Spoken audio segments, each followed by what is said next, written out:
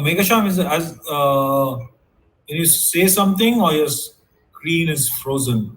I think some issue with the internet. Yeah, we'll just wait for him to come back. I think we're just having fun.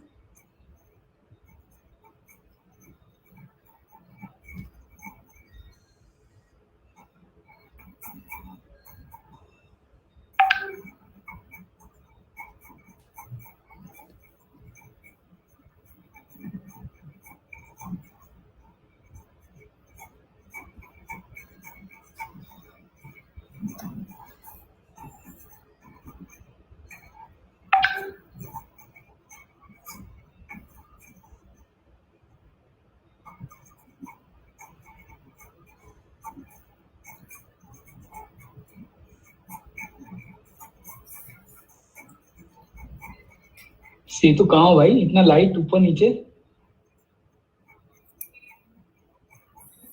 He's in his private suite. किधर है भाई? तू किधर? China में है क्या? Setu, where are you, man? In some Chinese massage parlor or something? Hey, Avinash, he is into a mall or something, coffee shop. Power was problem at his home. So it was. Yeah, it was like, I know that Setu is so well moneyed, but I didn't know that he runs his own spa like that. With the amount of backlighting and all. But he must be running the only spa with so much of lighting.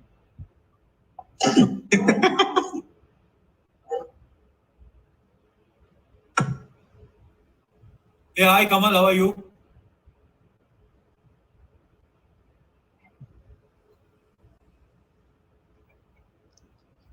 Hi Avinash, I'm good. How are you? Good, yeah. We'll just wait for a couple of minutes for Megatron to come on. Okay. Megatron की अभी light गया लग रहा है. It shouldn't be that I have to end up doing the finals. Transformer problem. Oh my God. So is he going to join or not? बस crucible के time ऐसा ना हो.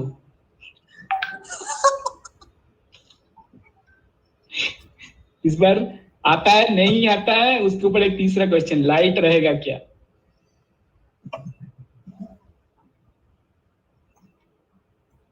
एक बार he missed the bus or something. He played to the final. Oh, we did that no last year in Hindu finals. We reached after prelims was over. Then a Megatron once came late to the finals when a single man team was there in Mumbai. Yeah, I remember. He came with his bag. Same thing. I mean, even Subrata also has the same thing for the Hindu team. Legends, man. Subrata came to the Hindu quiz. He said, "Okay, it doesn't matter. I'll Tata Crucible में देख लेंगे."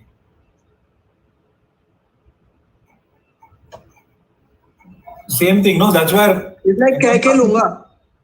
No, that's what he did, yeah. And Ravi said, "Okay, you guys come to the finals. I'll see you there." After that, I stopped quizzing.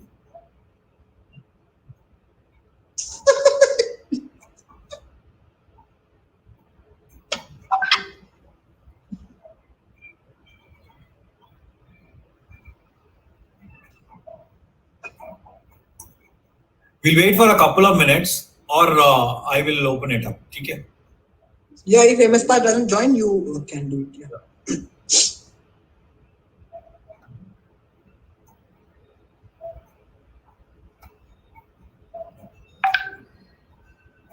Can we, in the meantime, continue with the introductions?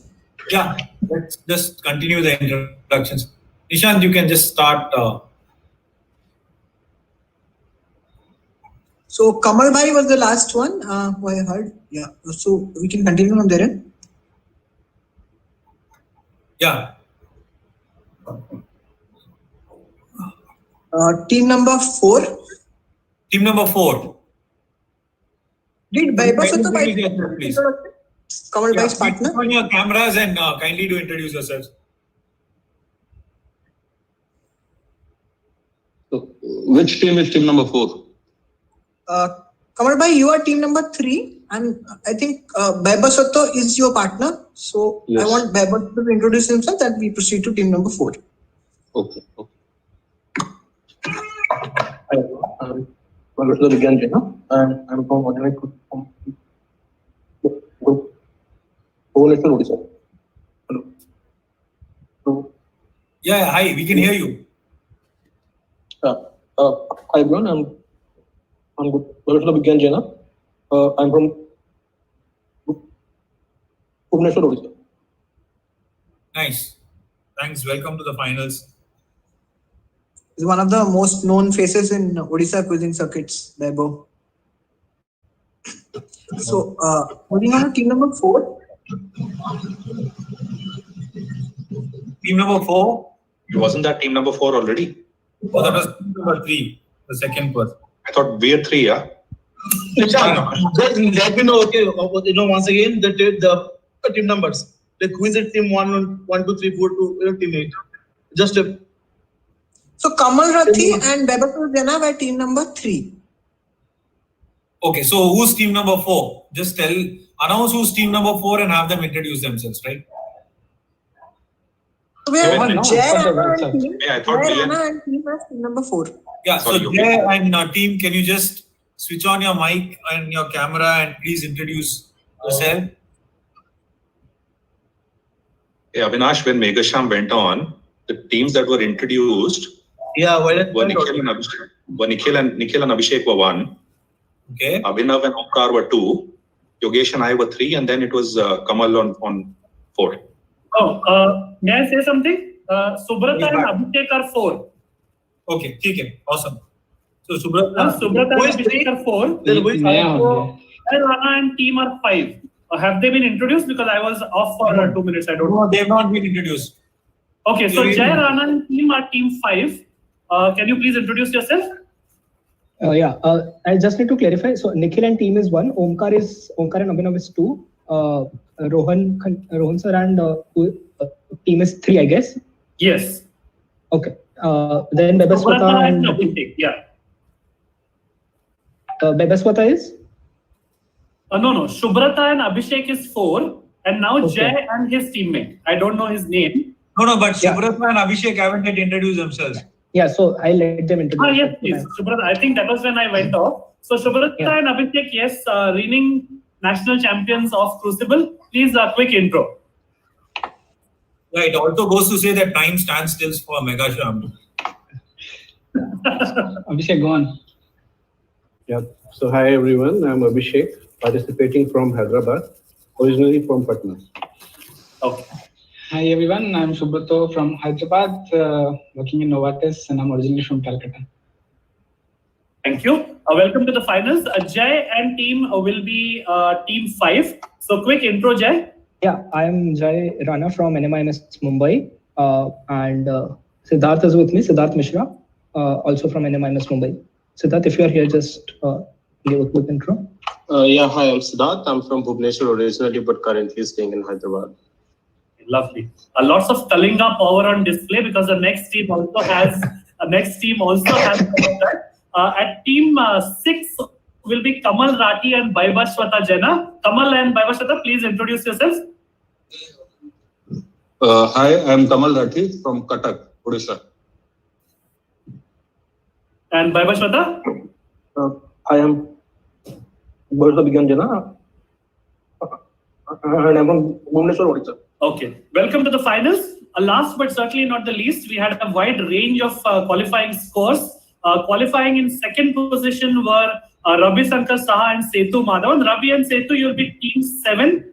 Please introduce yourselves. Hi, this is Ravi from Kolkata and Setu is from Bangalore. Thank you. And reserving the last position for the team which qualified with 29 out of a possible 35 points. Needing no introduction really, but we will do the honors. Naveen and Jaikantan, a quick intro, please.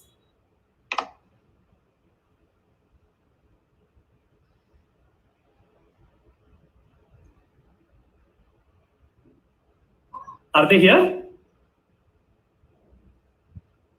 JK, Naveen. He'll come for the price trade, yeah. Okay.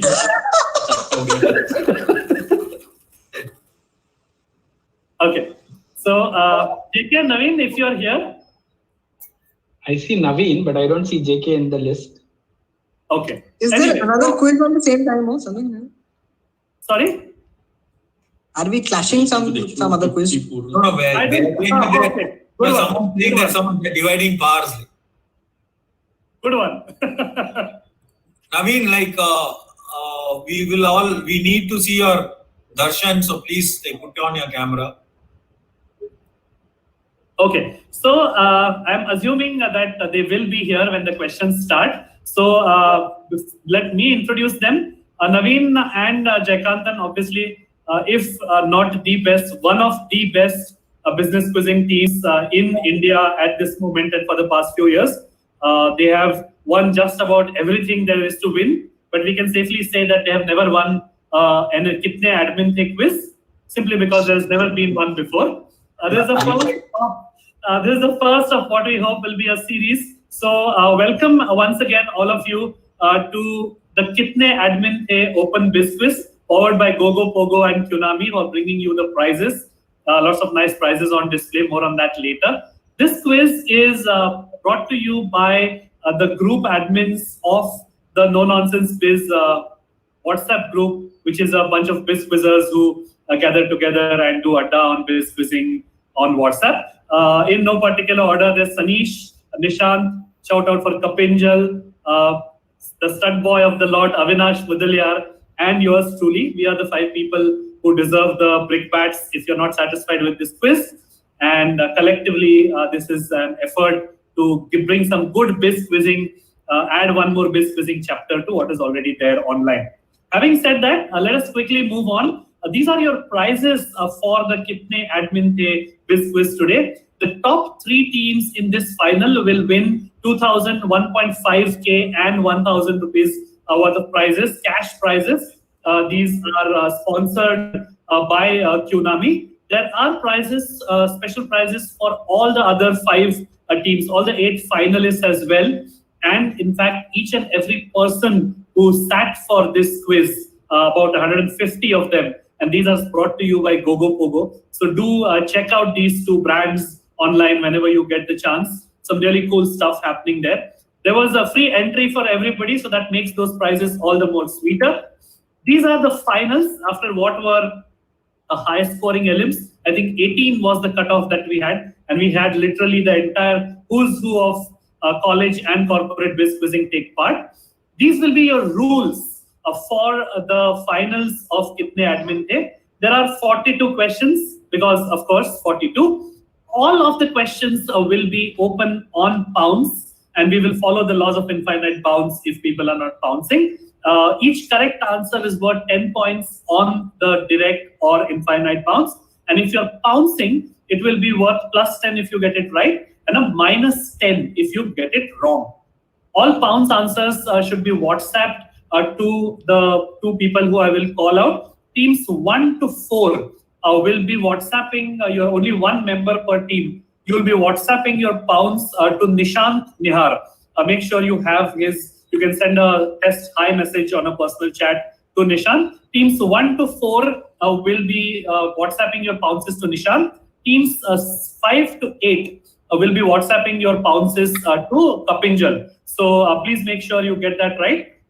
Nikhil and Abhishek, Abhinav and Omkar, Rohan and Yogesh, Subrata and Abhishek again will be WhatsApping. Yes. Okay. Can you repeat it again? 1 to 5 will be to Nishant and then? Okay. Just one moment. So team, not 1 to 5, we'll do half and half. So team numbers 1 to 4. So 1, 2, 3 and 4 will be WhatsApping their pounces to Nishant Nihar. Okay. And we are team 7. You're 7. So 5, 6, 7, 8 will be WhatsApping pounces to Kapinjal. That's it. Just 2. Can both of us pounce? Because that will be easier a little bit. Both of you pouncing. Avinash, Kapinjal, what is your thing on it? Because if there are different answers, it will be a problem. No, I will not different answers. So No. If you're pouncing, I mean, the person who's pounced first will take the responsibility for the complete answer.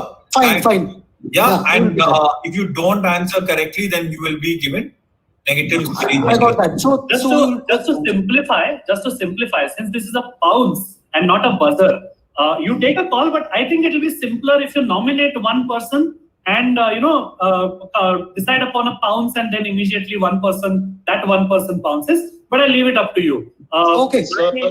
My team will take the first pounce which comes. If it is wrong, then it's a loss for the team. That's it. Yeah. Megasham. Okay, and also, I don't think that there will be that many occasions of that happening. So Okay. Okay, cool. So once I close pounce, which will normally be after reading through the question because it will be on screen, plus I will speak through the slide as well. Once I close pounce, then Nishant and Kapinjal will not be looking at any messages which come after that. So if you're pouncing, please, I'll give a slight amount of time, 10 to 15 seconds after I finish reading. But once I say pounce is closed, then we will move on without considering the pounce. Right or wrong doesn't matter. Wherever possible, please use proper nouns. It is very easy for me to say because even I have been on the other side of the mic and like to begin my answers with basically the funda is. But let us try and be as specific as possible. Last names will suffice everywhere unless it is specifically stated that we need the first name as well. As already promised, cash prizes for the top 3 teams, special prizes to all the 8 finalists. These are 2 groups of prizes coming to you by Qnami and Gogo Pogo respectively. One last request, please keep your cameras on at all times, hands visible as much as possible. This is not an effort to kind of police the quiz, but just to make it, as they say, justice should not only be done, but it should be seen to be done. So everybody who's watching and everybody who's participating should see that it's a fair and transparent quiz. So please don't be evil. Please don't Google or resort to other villainous means. And I think your talent alone, these 16 people, is more than enough to win on your day. So wish you all the very best from the Kitne admin team. If all the teams are ready, this will be a question. Just one question before you start. Start. So is it, since you have to talk to teammates, right? So WhatsApp में करेंगे तो हाथ तो नहीं दिखेगा. Yes, I do understand that. That is of course something that is possible and you should do. The last question, rule number 7, is something that should guide you when you are doing that. Use it only for the pure discussion between you and your teammate, and don't use it to go to any other site or scroll through. We trust you. It is in the end, if somebody wants to win in a different way, then it is on their conscience. So yes, you can WhatsApp chat with your partner for discussions, but try and keep it to only that much and a minimum, right? Megasham, please team names and numbers once again. They are just confused. Okay. For one last time, team 1 is Nikhil and Abhishek. Team 2 is Abhinav and Omkar. Team 3 is Rohan and Yogesh. Team 4 is Subrata and Abhishek. Team 5 is Jai Rana and Siddharth. Team 6 is Kamal and Baibashwata. Team 7 is Rabi and Setu. And the last, team 8 is Naveen and JK. Clear? Hey, hang on, Megasham. Why is there a WhatsApp group being created for the pounce answers? Yeah. Others will be able to see when. No, Rohan. I believe this just for your team. I think. No, Nishant created it for the first 4 teams. Yeah. No, then this is not done here. No. Okay, Rohan, we will not put pounce in a group. If there is some confusion, we'll sort it out. Just hold on. Kapinjal, can you clarify this on mic? Yeah. We cannot have a pounce group. See, guys, your team from 1 to 4, you can just directly, send your answers to Nishant. So you don't have to create any group. There is no group as such. You should not create any group. So individually, you should answer to Nishant. And team 5 to 8, you should send your answers to me. Of course, you all have my number, right? My WhatsApp number. So you have to send the answers to me. And then, of course, there is no group. You should not, answer in any group. So if there is any group, just get out of the group. Okay. Okay. So I hope that's clear, Rohan. Nothing pouncing on, no pouncing on any group. Even if there is one created, please ignore it. The teams 1, 2, 3, and 4 will send an individual pounce WhatsApp message to Nishant. And 5, 6, 7, and 8 will send a private DM WhatsApp to Kapinjal. I hope that's clear. Yeah? Perfect. So this is a direct for team 1, open on the pounce for everybody. I will announce when pounce is closed. Let's kick this off. Question 1. So this is a homage, a question to the great SP Balasubramanian. This song, which I will play for you, was sung by the legendary SPB in both Telugu and Tamil. And it has the lead character paying obeisance to a famous strong brand. And like the LMs, each hint will be in green text, okay? And the strong is in quotation. I just want you to identify which brand is being paid homage to in this oceanic classic, which released in the same year that Kapil Paji lifted the World Cup. I'm just looking for a brand, and this is an audio.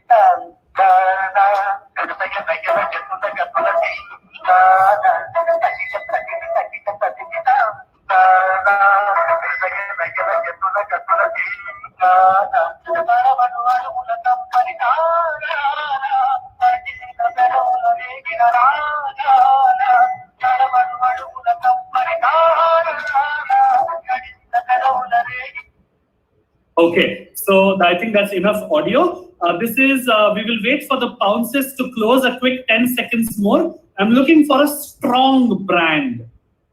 And the clue for the film is it's an oceanic classic in some way. So pounce is closing in 5, 4, 3, 2, and 1. Nikhil and Abhishek, all yours. Pounce is now closed. 10 plus 10 or no negatives. Which strong brand has been paid? Just hold on. Just hold on. Just because you have to tell that the pounce time is closed. That we are. I think I already announced, but okay.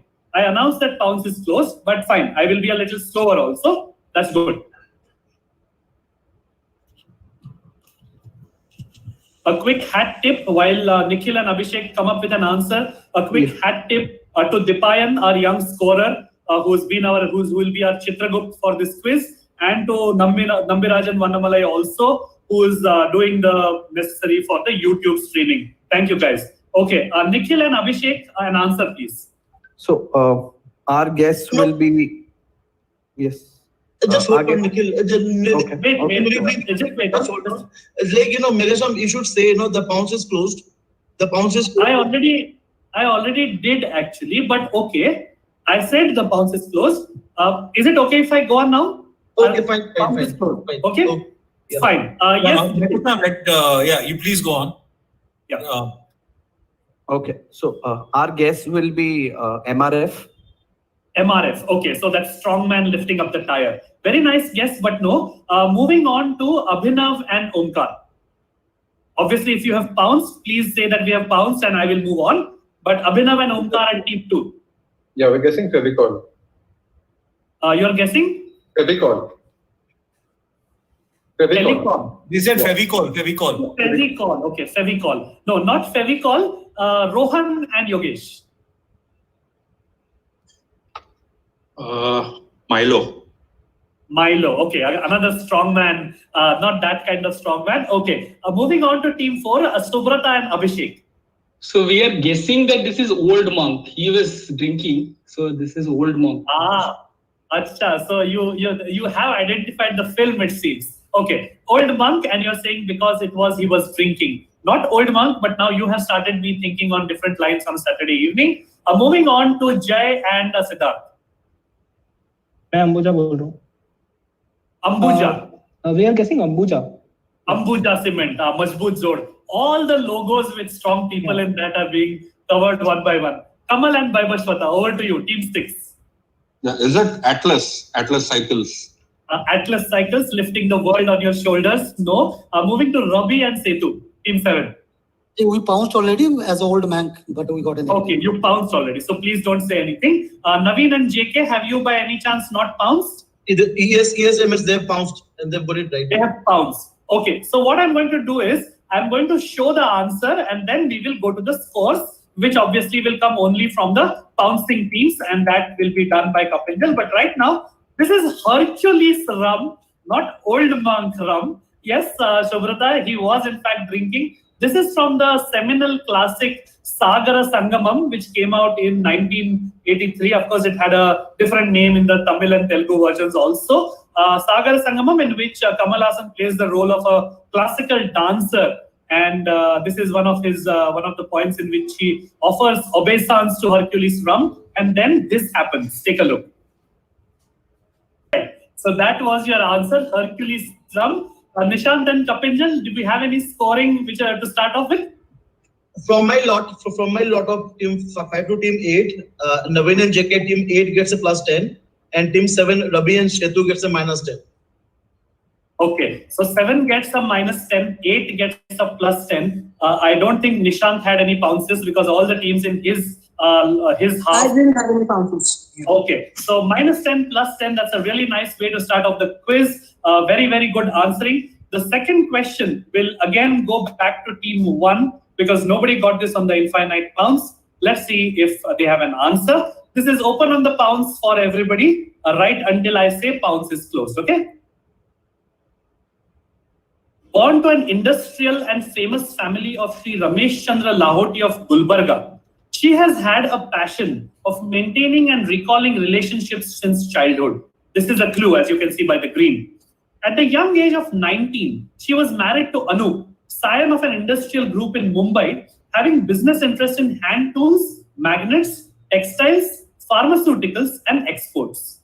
Since Lahoti and his group both have a vast network of family, she had ample opportunity to meet new family members and forge new relationships. Who is this person? 5 points. What is her husband's Anup's last name? 5 points. This is for team 1 who will hold on. Pounce is open for the next 15 to 20 seconds until I say that it is closed. So if you're pouncing, please immediately 1 to 4 will go to Nishant, 5 to 8 will go to Kapinjal.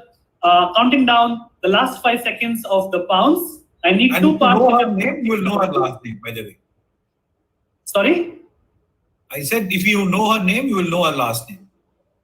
True, that is true. But just in case you go with something that she is now known by, then I would need the last name as well, just to clarify. Pounce is now closed. Nishant, pounce is closed. Kapinjal, pounce is closed. We will ask Nikhil and Abhishek to answer.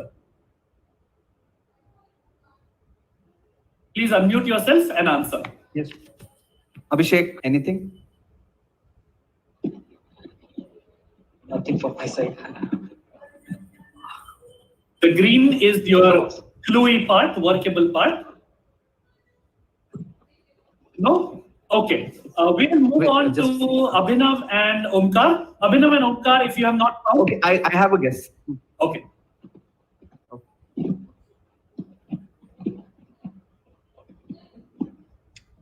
While they are thinking up their guess, it's a past question. Let me just clarify in case there are part points to go around. We will not be conserving points. What that means is if there is a question to which the answer is Sachin Tendulkar and Rahul Dravid, and team A says Sachin Tendulkar and VVS Lakshman, then without saying whether any part is right or wrong, I move on. If the next team says Sachin Tendulkar and Rahul Dravid, then I stop the question there. I give 5 points to team 1, 1 point to team 2, and then we move on. Okay? Okay. Yes. Abhinav and Omkar, your question. Yeah, is it like Seema Taparia and the person is Seema Taparia and surname would be Taparia? That is indeed what we were looking for. This is Seema Taparia or Seema Auntie from Mumbai. The relationships and family and networking would lead you there. 10 points to Abhinav and Omkar. And while Dipayan is chalking that up, Nishant and Kapinjal, do we have any pound scores? Yeah, team 4 has, and Subrata has got it correct. So team 4 gets plus 10. My lot, team 5, 7, and 8 gets a plus 10. So team 5, 6, and 8. Just team 7 didn't score. Team 5, 6, and 8 get plus 10. Okay, so team 4, 5, 6, and 8 get 10 points, as does team 2. So Dipayan, I hope you are noting that down. We will quickly move on to the question for team 3. Rohan and Yogesh, this is your direct. Open on pounds for everybody else. These are special pandemic era products which involve 2 layers of cotton, some transparent plastic, and are hand sewn. Schools are given the first preference to be the providers or suppliers when these enablers are being procured. So enablers is in quotation marks. I want 2 parts for full points. What are these and exactly how do they enable users? You will hold on, Rohan and Yogesh. Pounce is open for everybody else. If you're pouncing, I need both parts correctly, that these are these things and they enable users by doing XYZ. Both things would need to be correct. Last 10 seconds for the pounce. Meanwhile, Rohan and Yogesh can keep their answers ready. The teams who are not pouncing, please keep your answers ready for the passes as well if they happen. Nishant and Kapinjal, pounce is now closed. Rohan and Yogesh, go for it.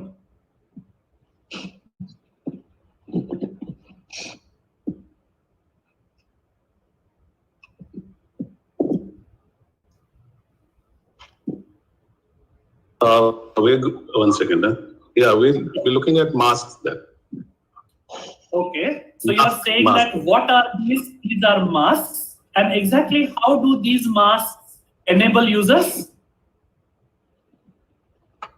For online classes, or online classes to see who's speaking and participation in class exercises.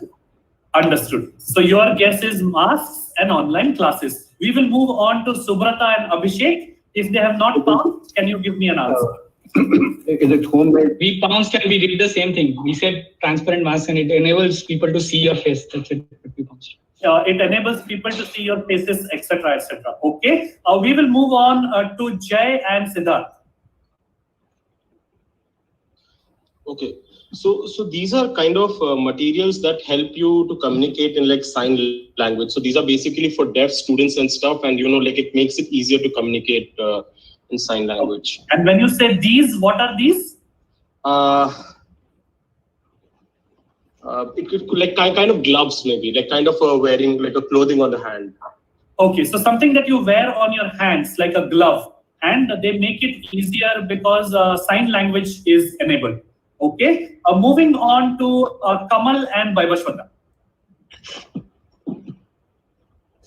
Okay, maybe masks to help identify the students who have come to give their exams. Okay. So that you shouldn't put proxies under a mask. Okay, nice guess. Rabi and Setu, if you've not pounced, what's your guess?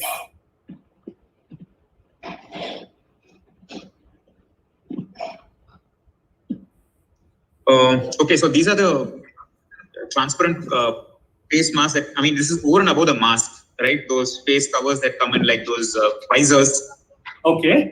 Okay. They're part of the PPE. Normally when you go on a plane, you get those. Full face visor in front of you. Okay?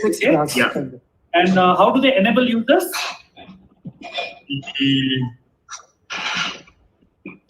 No answer for that question. Okay. Naveen and JK, if you've not pounced, I want to hazard a guess.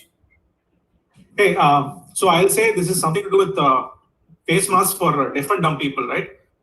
So Okay. the big part of this is they're reading the lips, not understand people. So if they're not able to read the lips, they'll find it difficult. So these are special masks with a transparent layer on top of it. And we will close this. That is exactly lip reading was the key word in that second part. So 5 points while before the pounce is given out. 5 points to Rohan and Yogesh, who did say that these are masks. Yes, these indeed are masks with a little bit of transparent patch in between where the lips and the mouth go. And that is not for anything else like online classes or identification in exams, but so that people who are in front of you, deaf and dumb, hearing impaired people who depend upon lip reading to make out what you're saying, they can get the idea of what you're saying. So that's 10 points to Naveen and JK, 5 points to Rohan and Yogesh, and Nishant and Kapinjal will tell Dipayan about the pounce marks. No one pounced from our class. No one pounced. Okay, so that's just the 2 teams who get points. Next question will go by the law of infinite bounds to team 1. Team 1, this is your direct. Nice and simple thing to pick up points. Timex recently launched this retro classic called T80X Pac-Man, a timepiece in black, gold, and silver to commemorate the 40th anniversary of the iconic arcade game's launch. In addition to all the funky detailing that you see, there is a Pac-Man and the ghost on the watch face, on the back of the case as well, and there is a Pac-Man and some fruits etched into the clasp of the belt. There was one more distinctive, unmissable way in which this watch took us back, harked us back to the classic arcade game of our youth. What feature was this? And I need a very precise answer. This is for team 1. In addition to all the features that you see and are described here, there was one more distinctive, unmissable way in which this watch harked us back to the classic arcade game of our youth, which is Pac-Man. What was that additional feature? This is open on the pounds for everybody else. Team 1 will hold on for a second. I'm looking for a very precise answer, and your answer will involve 4, 5, 6 words, a slight explanation. In what other way, in addition to everything that I've mentioned and shown you, in what other unmissable, very distinctive way did this watch remind us of the Pac-Man game? Closing pounds in the next 10 seconds. So if the teams are pouncing, please type to near Nishant and Kapinjal faster.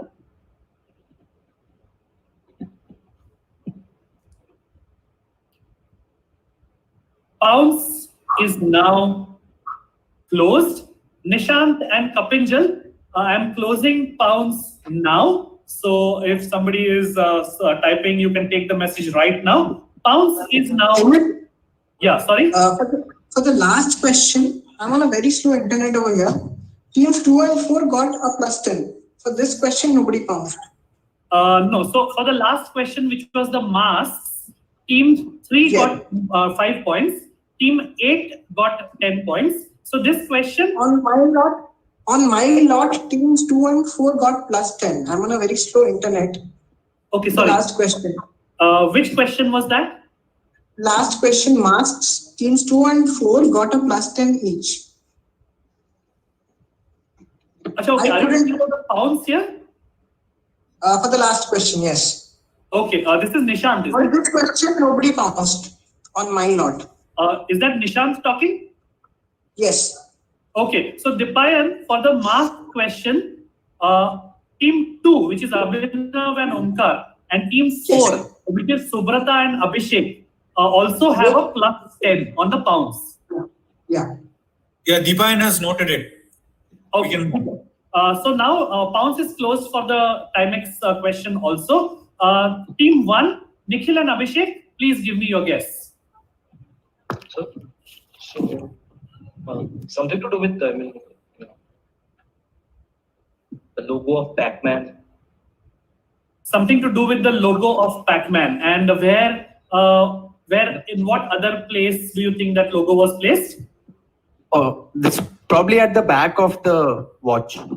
Okay, that I've already mentioned. Moving on, Abhinav and Omkar, if you've not pounced, what's your guess?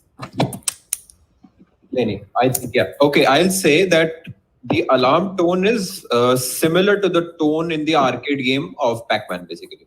So since this is a digital watch and you see that there's an alarm facility, the alarm when it sounds is the Pac-Man tone. It is the Pac-Man tone. That's 10 points to Abhinav and Omkar. The alarm sound or the alarm tone of this watch is that distinctive classic Pac-Man music, which plays in the background when you're playing that game. 10 points to team 2. Nishant and Kapinjal, were there any correct bounces or incorrect bounces? Yes. So team number 6 have bounced, 6 has bounced. Team 6 gets a +10. Okay. So from your half, only team 6 gets +10. Yes. Okay. Nishant, can you hear us? Nobody from my side. Nobody from my side. Okay, so just team 2 and team 6 get 10 points. Beautiful answer. Next question to team, this is the answer. The alarm tone is the Pac-Man background music. The next question is to team 3. I think Rohan and Yogesh are team 3. I'm just looking for the name of this person's daughter. This man worked in a company that was run by a family that originated from Pilani. His death in 2014 saw the major families of Indian filmdom attending to pay their respects. His 2 daughters, and now these are in quotation marks, so these are clues. His 2 daughters, respectively stellar and motherly in nature, are or were teachers at some point in their lives. I just want the name of this stellar daughter of his, whose name might also be perceived as a word jumble for the name of another member of her current family. This is a question for Rohan and Yogesh. Is there any bigger pictures in the next slide? No, this is the picture, and there are actually no clues that you will get from looking at this guy. His daughters, to the best of my knowledge, don't really look like him. So if you are good at facial recognition, that won't help you. This is just because we thought it was nice to pay our respect as well, since we are talking about somebody's death. Even as a text question, this stands on its own legs. I'm closing pounce in a very, very short while. So if you're pouncing, please make it fast. Okay, Nishant and Kapinjal. Pounce is now closed. We will go to team 3. Rohan and Yogesh, I just want the name of his stellar daughter. Okay, we are going with the... Megatron, I just need to make a small announcement after this question, okay? Sure, I will stop for that. I will remind you. Okay. Our guess is Shobna Bhartiya. Shobna Bhartiya. Okay, nice guess. We will go on to Subrata and Abhishek. So you're saying stellar daughter is Tara. Okay. And you want to add a last name to that maybe? Or do we know her as Tara? I don't know. Okay, Tara Billa. Okay, Tara Billa. Abhishek says Tara Billa dal do. Tara Birla. Okay, nice. So now we are hunting business families now. Anyways, we will move on. That's not the answer I was looking for, not Tara Birla. Moving across to Jay and Siddharth.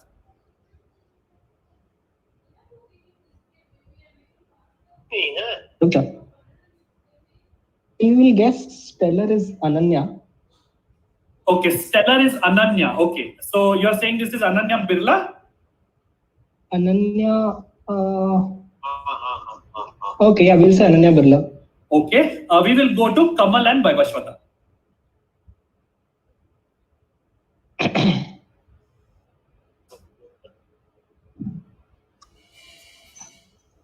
Maybe daughter of Shermal Malu, Shemaru.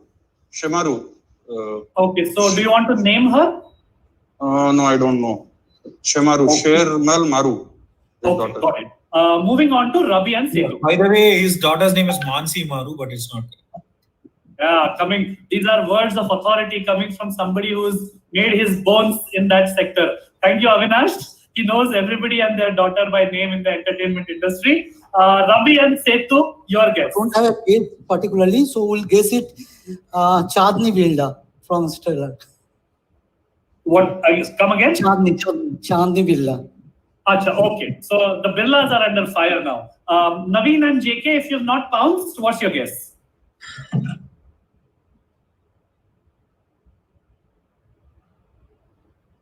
Naveen and JK, are you there?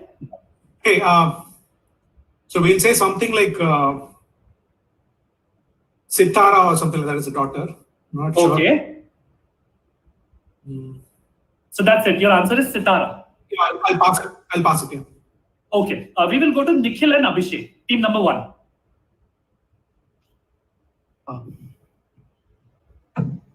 Is it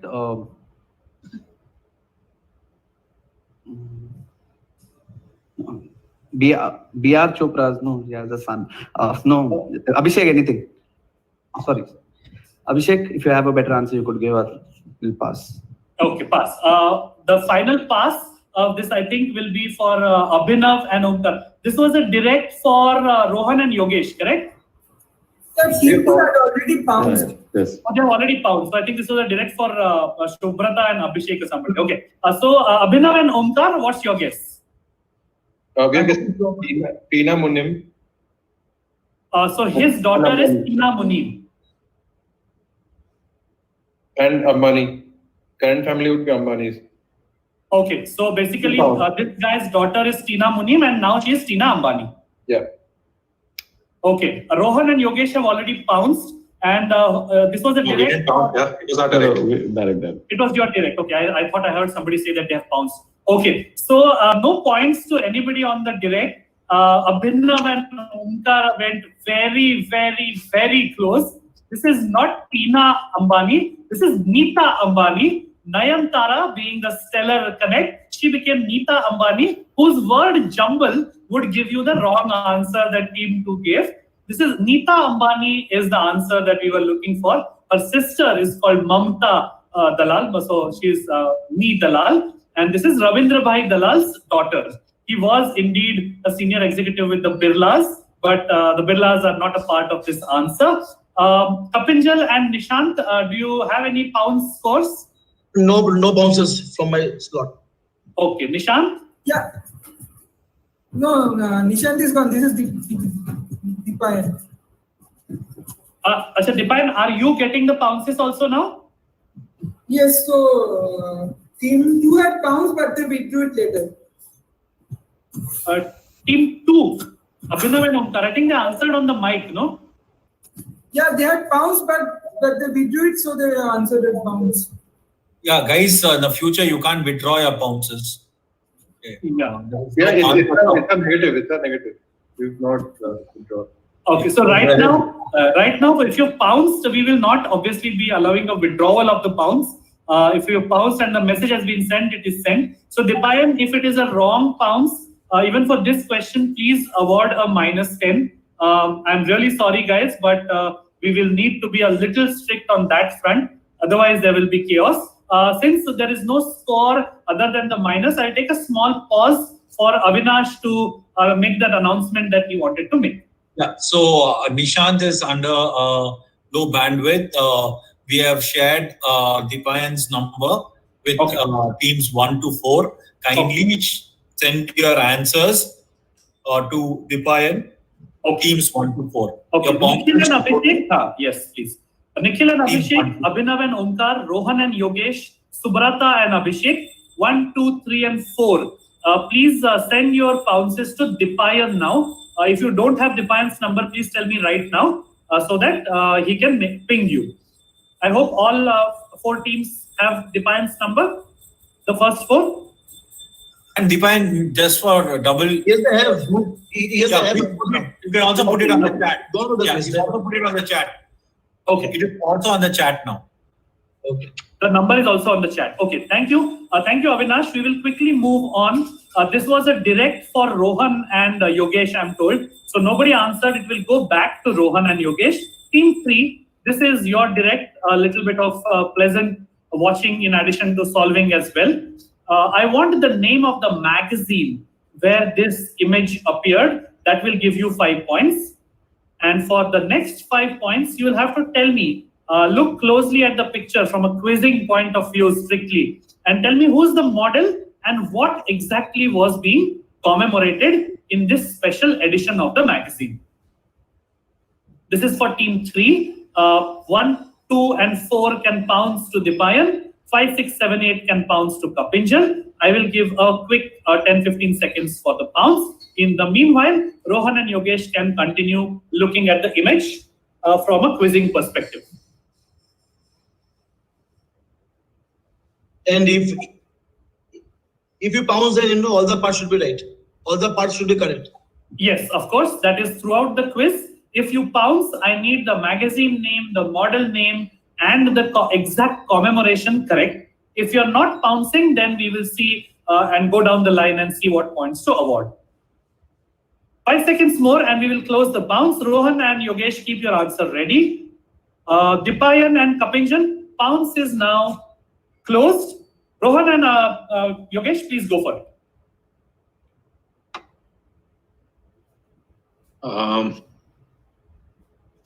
The magazine will say is Nat Geo. Okay. The commemoration is Carrie Fisher's gold bikini. Okay. The model is maybe her daughter. Okay. We will move on to Subrata and Abhishek. If you've not pounced, please tell me your guess. Yeah, so we are saying Rolling Stone is the magazine, right? Carrie Fisher is the model. Okay. And we are saying that, she is promoting the, the Star Wars trilogy, the Return of the Jedi as the promotion for that. This is the shoot for that. All right. All right. Let us go on and see if they are right. Indeed, that's a full 10 to Subrata and Abhishek. This is Carrie Fisher on the cover of the Rolling Stone magazine, promoting the Return of the Jedi. Brilliantly answered on all 3 points by Team 4. Team 4 will pick up a +10. Team 3 will pick up 2.5 for saying Carrie. For saying Carrie Fisher. Yes, they said Carrie Fisher. No, they said Carrie Fisher's gold bikini. So sorry, no points. No points for Team 3. I got a little confused because Carrie Fisher was mentioned, but they said Carrie Fisher's gold bikini being commemorated by her daughter. Her model was her daughter. So no points to anybody but Subrata and Abhishek. Dipayan and Kapinjal, do we have any pounce points? Team 8 has pounced from 5 to 8. Team 8 has just pounced from 5. Team 8 pounds from my side. Okay. Kapinjal, Team 8 pounced, is it? Yes, yes, yes. And they got the full points? Correct. Okay. So great. Subrata, Team 4 and Team 8 nicely bookending the two halves. They get 10 points apiece. The next direct will go to the team at table 5. Jay and Siddharth, your question. This is one of those questions where you look at the question, it strikes you and you pick up points. So please don't miss out. Between 2001 and 2006, 7 million tons of rocks were blasted from the Hajar Mountains, and 120 million cubic meters of sand were dredged from the bottom of the sea to do exactly what? For what purpose? This is a question for Team 5 who will hold on, and Dipayan and Kapinjal will wait for pounces. I will give this an easy question. I will give a quick 10-12 seconds until you get in your pounces. I want a very precise answer. What purpose? For what purpose was this done? And the timeline is a clue. The things are in green are a clue. Dipayan and Kapinjal, I'm closing pounce now. Pounce is now closed. Team number 5, Jay and Siddharth, go for it.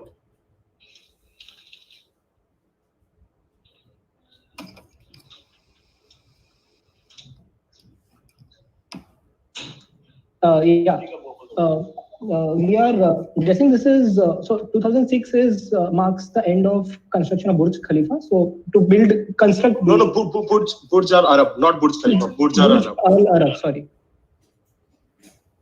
Okay, so your final answer is the Burj Al Arab, which is that sail-shaped hotel, yes. Which is, I think, one of the tallest hotels in the world. So all these things were used for building the Burj Al Arab. We will move on to Kamal and Vaibhashwata, Team 6. This was, I think, for reclaiming for the Palm Jumeirah. Reclaiming the land for Palm Jumeirah. They dump all that sand there and they build Palm Jumeirah.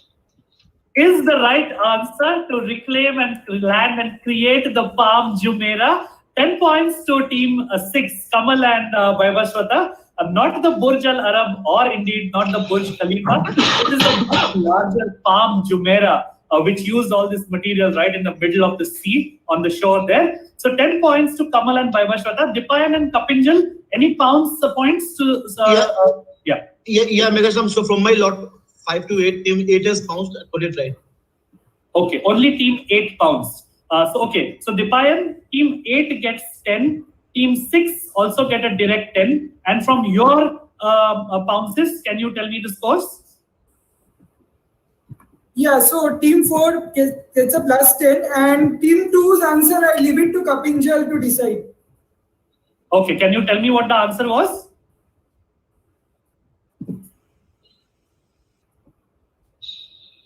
Yeah, they wrote something like to make the artificial islands in UAE like the world and this is wrong. Okay, are the words Palm Jumeirah there?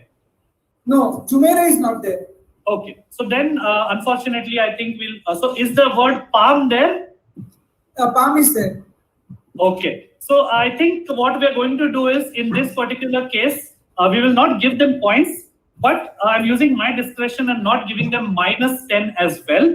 We were really looking for the Palm Jumeirah. Avinash, I hope we are okay on this for this one. That's fine. It's fine. It's fine. Fair enough. So don't give them a negative, Dipayan. Plus 10 to artificial islands in UAE. That's what we wrote.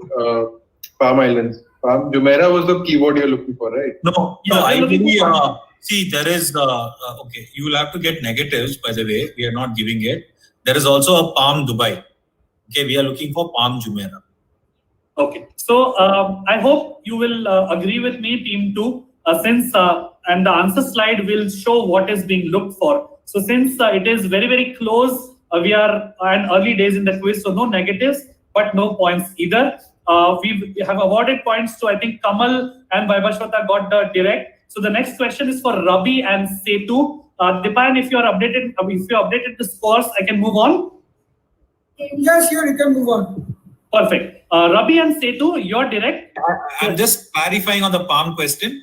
There, other than Palm Jumeirah, there are 2 other islands. One is called Palm Jabal Ali, right? And the other is called Palm Jumeirah. So that's exactly why we are not giving you negatives, because the word Palm. Perfect. Thank you so much, Avinash. And we will move on for Rabi and Setu. This is your question. The builder who constructed this monument supposedly owned half of Delhi at one point. He bought several extensive sites for as little as 2 rupees per square yard, freehold, since there were few other takers. He came to be described as Adhi Dilli Ka Malik, the owner of half of Delhi at one point. And as a witness in the Delhi Assembly bomb explosion incident in 1929, he identified Bhagat Singh and Batukeshwar Dutt after they threw bombs at the assembly, which led to their conviction and subsequent hanging. I want the name of this real estate tycoon of yesteryear, and I want the full name. So here the last name will not do. I want the full name of this person, and please don't identify the monument and ask for points.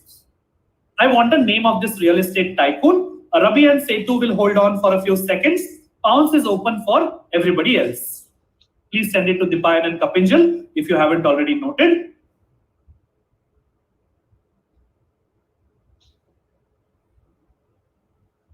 At the end of 10 questions, or I think 12 questions, we will take a quick look at the scores if Dipayan can help us, and then we will do a score check at the halfway mark as well.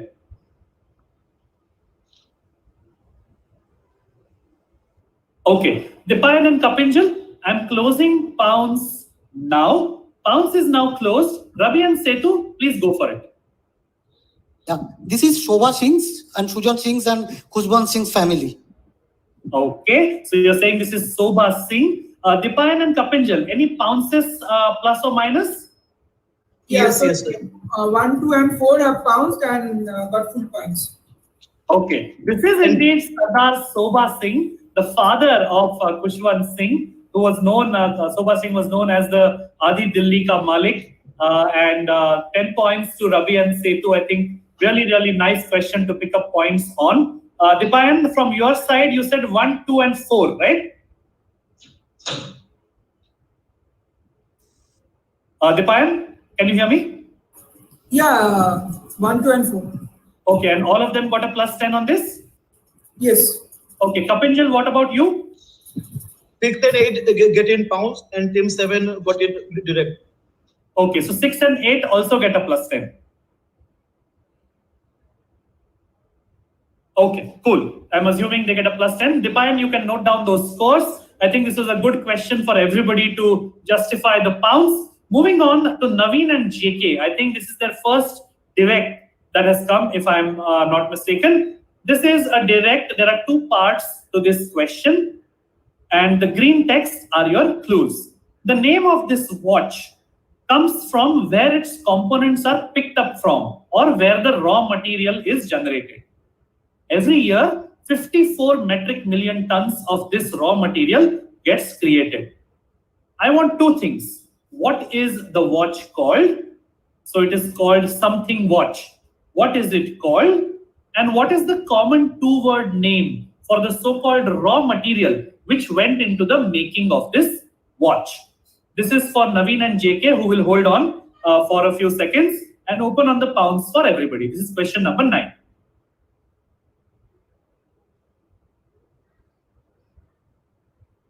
I want 2 things if you're pouncing. I need both correct. The watch is called blank watch.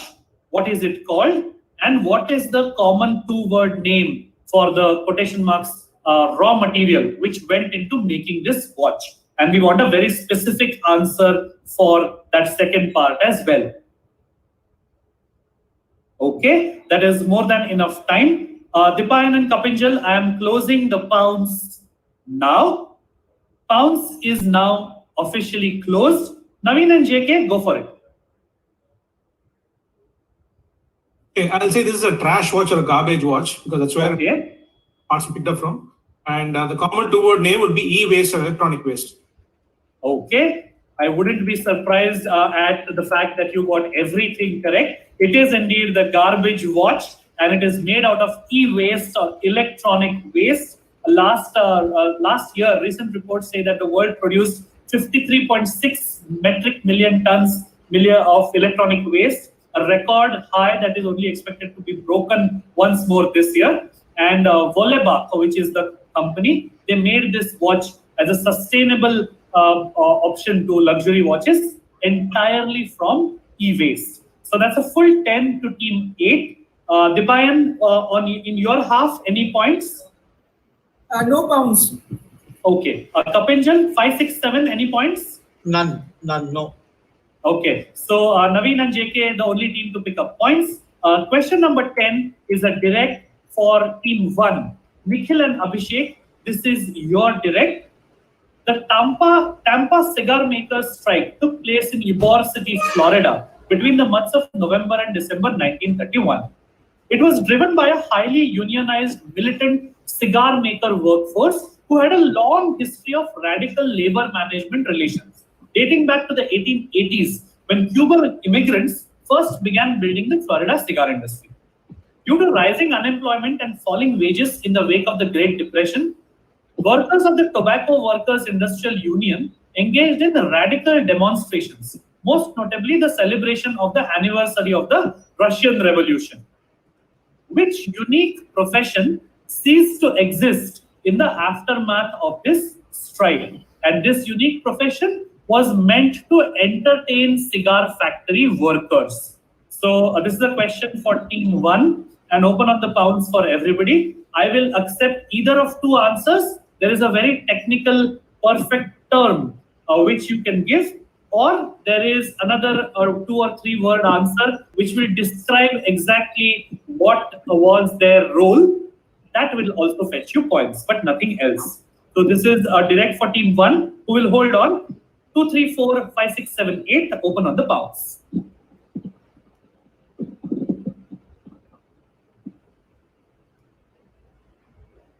I hope all the teams, the finalists, and everybody who's watching us on YouTube I hope this quiz and the questions, and more importantly, the answers of this stellar cast of finalists is making it worth your while on Saturday evening. And Pounce is now closed.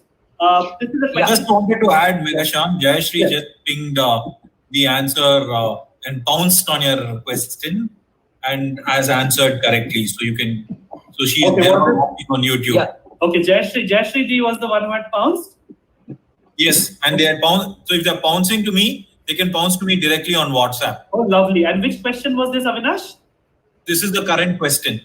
The lovely. So she has already... Awesome. We are calling out one of the doyens of quizzing in India, somebody who I have never had the good fortune of meeting in person, unfortunately for me, but somebody who I always look up to in terms of quizzing. This is Jayashree Mohanka. Jayashree ji has already pounced on this question directly to Avinash on WhatsApp. I think those channels are also open for others like her who might want to do this. So congratulations, Jayashree ji. That is indeed the correct answer, as Avinash tells me. And I wouldn't have expected anything lesser from somebody of your caliber. Thank you for being there, and hope you watch us till the end.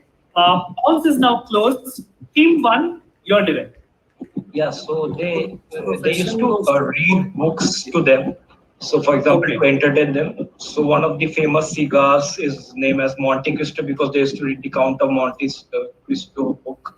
So, the Monte Cristo cigars are named from that book. So what a beautiful answer! What a gem of an answer this is.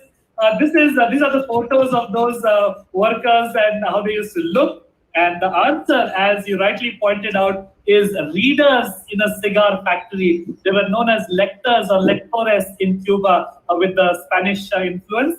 But full 10 points to you. What a beautifully, I would say, smoked by you, since this is a cigar question. Readers in a cigar factory. And yes, thank you so much for giving that nugget of biz quizzing history, that there was a brand of cigars called Monte Cristo, which got its name because at that point in time, the novel which was being read out to those workers in that factory was the Count of Monte Cristo. What a beauty of an answer. 10 points to team 1. And Dipayan and Kapinjal, do we have any more points from your side? 5 to 8, all the team get plus 10. Okay, 5, 6, 7, 8. 3 and 4 gets plus 10. 3 and 4 only, you said, right? Yeah. Okay, so I think all teams except for team 2 picking up 10 points on this. So we will make it a little sweeter for team 2 that they missed it by giving them the next question. You're direct, team 2. So I want 2 parts. All teams who are pouncing, I want 2 parts worth 5 points each. From the world of hospitality, there are 2 unique terms which are used to describe this kind of business. In India, that's one, and across the world, the other. Many online players like Oyo have also entered this segment of the business now, and they have given it a more civilized name. So that is also a slight clue to what I'm saying. In India, these so-called timely dwellings are described by, and these words are a clue, a hygiene-oriented action which is performed after vacating happens. That is the Indian term which I want you to give. In the West, there is a 2-word rhyming term which is used, which might remind you of a 2012 movie. I want both terms 5 points each, and if you're pouncing, I need both perfectly right. And Megatron, is it a Hindi movie or Hindi? This is Avinash. I think you can tell me this if you want to say whether it is Hindi or English. What was the question exactly? So he says the 2000 movie that we have given, 2012 movie clue. Was it an English movie or a Hindi movie? Do you want to say that or? Yeah, give it. It's an English movie. Okay, it's an English movie. There's a image as well. This image should give you a clue as to the 2-word Indian term, or slightly roundabout clue, but we don't really think that such strict measures are ever adopted. Something on these lines. Back to the question. Dipayan and Kapinjal, Pounce is being closed. Pounce is now closed. Abhinav and Omkar, go for it. No negatives for you. you can take a shot.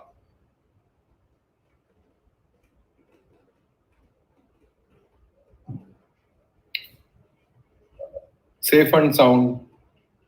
Safe and sound. This is the Western term? Yeah, the two-word term. Okay, and what about the Indian term? Sorry? What about the Indian term, which is a hygiene-oriented action performed after vacating happens? I will just say Action Jackson. I have no idea. Action Jackson is what you will say. Acha, okay. So we will move on. If Rohan and Yogesh have not pounced, can you tell me your guess? Guesses.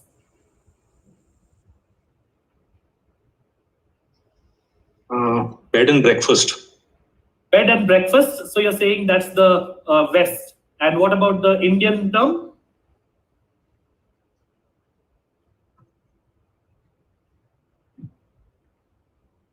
No, pass. Okay. Moving on to Subrata and Abhishek. Okay, so we are saying the West is the staycation. Staycation. So you have split it into two words. Staycation. Yeah, Okay. Staycation, that is staying in a vacation or something like that. And the other word is, holy stay. I mean, after you prepare your holy stay. Holy stay. H-O-L-I-S-T-A, yeah. Holiday staycation. Yeah. Achha, okay, so that's what you took out of the civilized and timely thing. Okay, moving on to Jai and Siddharth.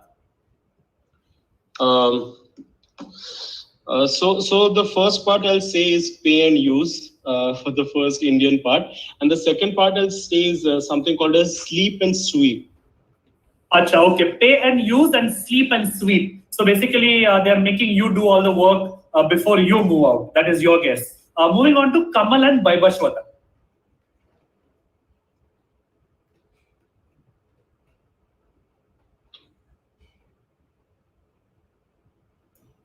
Is it related to quarantine? Okay, I think you need to tell me that and give me a guess instead of me saying something which is not on this slide. So I will choose not to answer that either for or against. But yeah, just kidding. You need to give me two terms. Okay, passing. Okay, moving on to Ravi and Setu. Pass. Naveen and JK. Okay, we'll say there's some kind of a temporary hotel where you rent rooms by the hour, so that you don't waste an entire night's booking or something like that. It's some kind of you basically flip the mattresses or whatever. They sort of do a rapid cleaning. I'm not sure what the word you're looking for is. Okay, so you're saying that in the West, flip the mattress or mattress flip. And what about India? Hygiene-oriented action? Some kind of a fumigation? Not sure. Okay. Not what I'm looking for. The last team to whom it goes on the bounce is team 1, Nikhil and Abhishek. Yeah, so our guess for the Indian word is Saaf Safai, and we'll go with one of the guesses given already. Okay. So not the answer that we were looking for. I think nobody pounced on this. Hey, can we try? I had an answer. Abhishek did not let me. Can I try one? Sure. Who is this? Is this Subrata? Hello. Yeah. Yeah, please go for it. For no point. So is this related to the menstrual cycles of women? That is why it has the timely dwellings and hygiene-oriented action. So not related to a menstrual cycle in which, but it's a very, very nice guess. One more. You can kind of put it as a business idea, considering the kind of taboo that still exists, unfortunately, in India around menstruation. Can I try? Yes, please go for it. Yeah, English term would be pay by hour, and the Indian term would be chadar badlo hotel. Why did you not say that, Kamal Bhai? This is Chadar Badlo, which is the Indian term. The English term is the motel. These are as JK so very delicately put it, so you don't have to waste the entire night's cooking. So hourly sex hotels or couple-friendly hotels, hotels for unmarried couples. Oyo has now come out officially saying that we are couple safe, couple friendly thing. So Chaddar Badlo, brownie points are going out to Katak for saying Chaddar Badlo, but no points to anybody else. Chaddar Badlo and Notel Motel. The next question, because nobody got this right, will go back to Abhinav and Omkar. This is question number 12. If Dipayan is fine with it, we will give you a quick look at the scores, but more on that later. This is a direct for Abhinav and Omkar. A curious development has been observed in the last 3 to 4 years on the competitive long distance running circuit. Numerous elite marathoners, all of them having lucrative and exclusive equipment deals with companies like Adidas, New Balance, Under Armour, Kraft Sports, Ultra, etc., have been observed running their races with the maker's logo and name on the shoes that they are wearing, completely obscured or blacked out, as you can sort of see on this, because it's entirely blacked out. I want you to tell me exactly what has been the identical reason for all these marathoners. What has been the identical reason behind such logo obscurations? And I need some proper nouns in your answer along with a short 4 or 5 word explanation as well. And as you can see, the green text is supposed to give you a clue of some sort. Abhinav and Omkar, open on the pounds for everybody else. And if I may say so myself, this is something which is what we like to call a workable question. You can use what you know to go to where what you don't know. This is, I'll keep it slightly open for 10 to 12 seconds more for the pounds. In the meanwhile, Abhinav and Omkar, please keep your guesses ready. Everybody else who's not pouncing, also keep your guesses ready if it passes. While people are pouncing, an interesting thing which has come up in the last 3-4 years is that many quizzers seem to be turning to running, middle and long distance running with a vengeance. And there was a very interesting theory that came up on one of the groups that I think it is because it appeals, the quizzing mentality, running appeals to that mentality as well, in which you essentially compete against yourself and you have yourself for company on those long training runs and whatsoever. But anyways, back to the question. Pounds is now closed. Dipayan and Kapinjal, Pounds has been closed now. Abhinav and Omkar, please go for it. Yeah, hello. Yes. Yeah, so what I'll guess is about, I think 3 or 4 years ago, Nike came up with Vaporfly, which is, I think, speedened marathon racing by about 4% or something like that. And so what has happened, but because these these marathon runners are still sponsored by an Under Armour or a New Balance, they cannot show the Nike shoe. So they have to black them out, but they have to still use that technology because it basically quickens their speed and things like that. Okay. This is a long distance running answer question, but you answered it like Usain Bolt. I think what Omkar and Abhinav said is essentially everything on the slide that I have as an answer. Nike Vaporfly is the answer that we were looking for. All of them, in spite of their, if you see all the sponsors, Nike is conspicuous by its absence in that list. All of them, in spite of being endorsing other brands, they've all run in Nike Vaporfly shoes because the science says that for the same athlete, the Vaporflies give a 4% advantage in terms of timing and in terms of speed. So it is tremendous when it comes to long distance running. In fact, when Eliud Kipchoge broke the unofficial record for the marathon, made it a sub-2, under 2 marathon, that this was the shoe that he was wearing. It was an even more advanced Predator version called Alpha Fly. But Nike Vaporfly will fetch Abhinav and Omkar a brilliant 10 points. Dipayan and Kapinjal, do we have any other points from the bounces? No. Okay. I think Abhinav and Omkar deserve a huge round of applause because they are the only team who got this right in a field that is studded with stars from this generation and the next generation as well. So beautiful 10 points. I think it sort of makes up for that earlier one that you missed. Very nice. Please treat it as a springboard to go on from here. Dipayan, do you have a score update for us? Yeah. So team 1 on 20. Okay. Okay. Team 2 on 40. Okay. Team 3 on 15. Team 4 on 60. Team 5 on 20. Team 6 on 50. Team 7 on 10. And team 8 on 80. Oh, nice. Subrata and Abhishek are running Naveen and JK slightly closer than they are used to, I think. But everybody managing to get their names up on the scoreboard. 20, 40, 15, 60 for 1, 2, 3, 4. And 20, 50, 10 and 80 for 5, 6, 7, 8. So it really is nobody's game. After 12 questions, we'll quickly move on to Rohan and Yogesh for question number 13. These are on the right, you will see Eliud Kipchoge during his run. That's the alpha fly on his feet. Question number 13 for Rohan and Yogesh is this. I just want the name of a person. Everything else on that slide is a clue to that person. Who is this person who perhaps intentionally is dressed up as his most famous eccentric product or offering? Eccentric is a clue, so it's in green. I want the name of a person as your answer.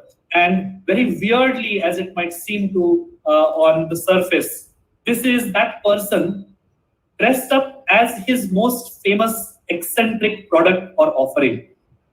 It is weird as well as a big clue, so it depends on which side you look at it. Open on the pounds for everybody else, so team 3 will hold on for a few seconds. I just want the name of a person. And everything else on that slide, all the text is a clue. That person is dressed up as his most famous eccentric product or offering. I'm closing the pounds now. Pounds is now closed. Dipayan and Kapinjal. Rohan and Yogesh, go for it. Yeah, there's Cho Rangaswamy and Tughlaq. And Tughlaq being the epitome of eccentricity. Beautiful answer by Yogesh Bhai. I think Rohan and Yogesh are one of the teams who are on their day, capable of beating anybody on the quizzing circuit. So they're getting a move on with this question. Dipayan and Kapinjal, can you tell me if you have any pound scores? Yeah, so team 8 pounced in a second. JK just pounced it in a second. Okay. He was quick. Okay. No, but I think you can give JK a few less points on that because he looks like two of the people on that answer slide as well. There might also be a connection because the person after whom Jayakantan is named also used to contribute to this magazine. Oh, beautiful. Thank you so much, Avinash. Really nice. And please don't mind, JK is a little bit of leg pulling, which all my teammates... No, this is a fact. So, I'm not talking about that. I'm talking about my earlier comment, which was really mean in that sense. But anyways, so very nice. I think only team 8 and team 3 got points. Am I right? No, team 4 got a negative. Team 4 got a negative. Okay. Unfortunate. That will peg them back to 50, I think. But great. Lovely answers by Rohan and Yogesh and Naveen and JK. Very, very nice. These are two of the covers of Tughlaq. And if you see on the right-hand side of the right and left-hand corners of both the covers, that is indeed an icon, a representation of the Emperor Tughlaq, who was famous for his eccentricity, making coins out of precious metals and moving an entire capital halfway across the country. So 10 points, non-eccentric points to these two teams, a minus 10 to team 4. And we will move on to team 4 themselves to make up for this minus. Subrata and Abhishek, this is your direct. Open on the pounds for everybody. What connects all of these? This is not an exhaustive list, just 4 representative images. What do you think connects all of them?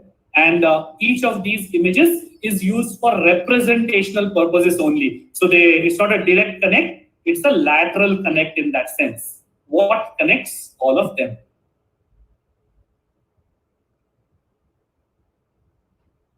This is open on the pounds for everybody.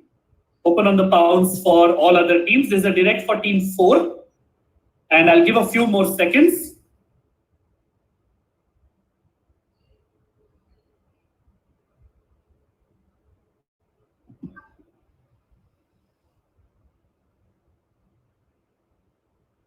Okay, I'm closing pounds now. Dipayan and Kapinjal, I'm closing pounds now. Pounds is closed. Subrata and Abhishek, go for it.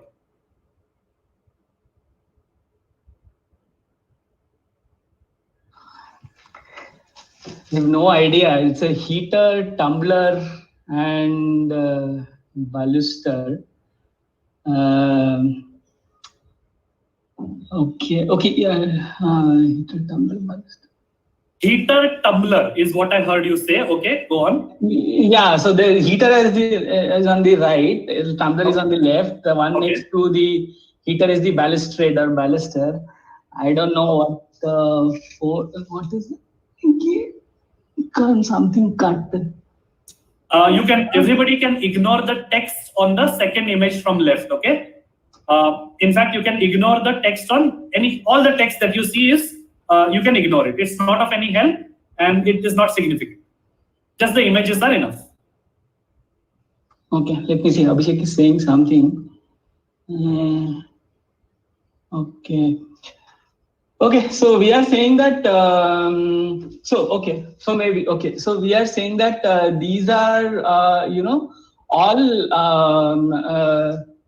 parts of a, what do you call it? A bed. So you make a bed with all of this. Okay. So in a normal bed, there are all parts which are known by the names of these things, is what you're saying. Yeah. Okay. Not the answer we were looking for. In fact, very, very far away from that answer. We will go to Jai and Siddharth at team 5. Yeah, we pounced. You have pounced, is it? Yeah. Oh, lovely. Kamal and Vaibhashwata at team 6. Thank you, Jai and Siddharth. I think everybody can take a leaf out of their book. If you have pounced, please remember to say we have pounced so we can move on and not give out the answer. Team 6, your guess. Ask questions so I'll push you a little bit. Okay, Bebo says that it may be discontinued monopoly tokens.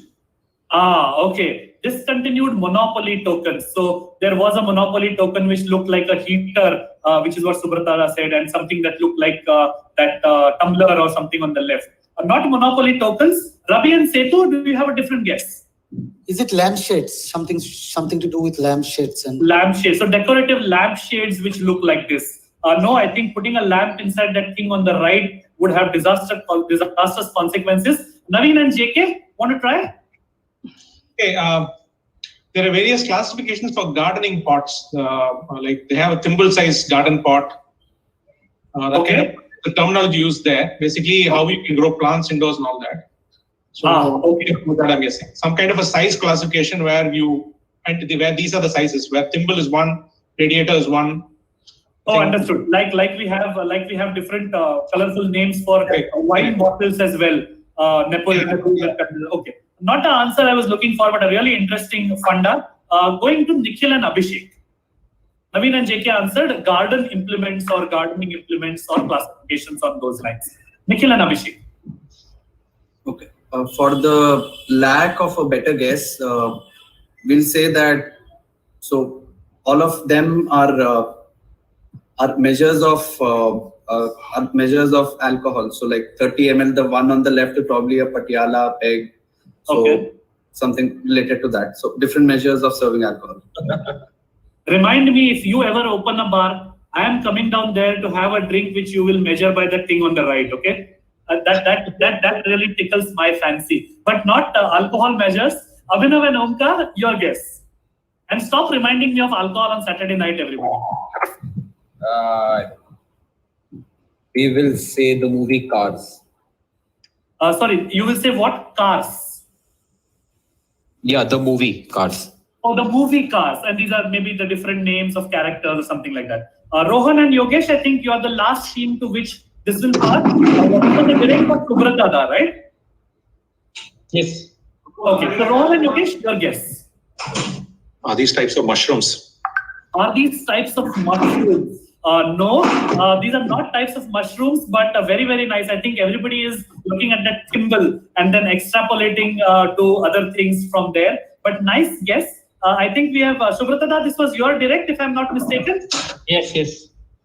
Okay, I think the closest in spirit that anybody went was Rohan, because mushrooms are used in pasta. These are all types of pasta. Cannelloni is the literal meaning is large cubes, which is the second image from the left. Ditalini or ditaloni is little thimbles on the leftmost. Fusilli is little spindles, which is what you saw in the third picture. And radiatori, which is one of the more radical pastas, is shaped like the interiors of a radiator. So nobody getting points. I think Jai had pounced. Did you get points, Jai? Did Team 5 get points? No, we got an egg. Okay. So Dipayan, you can put that down. Okay. Dipayan, you can put that down. Sorry? No pounds from 1 to 4. No pounces. Okay, so Kapinjal, I think 5 pounds, isn't it? 5 pounds, only 5 pounds, and they get a plus minus 10. Okay, Dipayan minus 10 for Team 5, but I think it was a very brave pounce on their part. If you don't mind saying on the mic, what did you guess this was?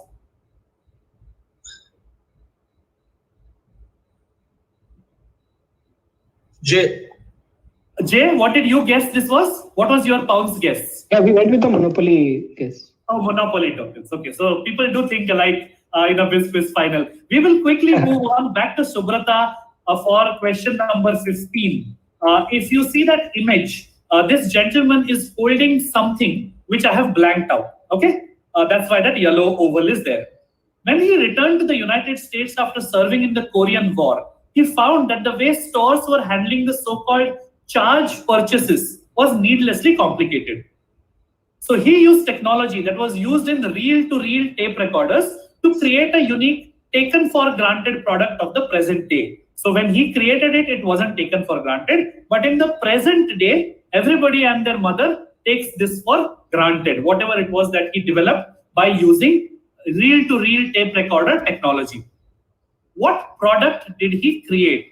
And I'm looking for a generic answer. I'm not looking for a brand name, but I need a couple of keywords in your answer. So what did he create after finding that charge purchases, as they were called in those days, were being handled in a needlessly complicated manner by stores? So he came up with an option by using technology that was used in reel-to-reel tape recorders. If you close your eyes and remember those vintage things, I think a huge clue will pop into your mind. But I've already said enough. This is a question for Team 4. I'm keeping pounce open for 5 seconds more, and then I will close. So if you're pouncing, like I said, I don't need a brand because that's not the answer we are looking for, but you need to give me 2 or 3 keywords. Okay, Dipayan and Kapinjal, pounce is now closed. Team 4, go for it. Go for your answer. Yeah, it is.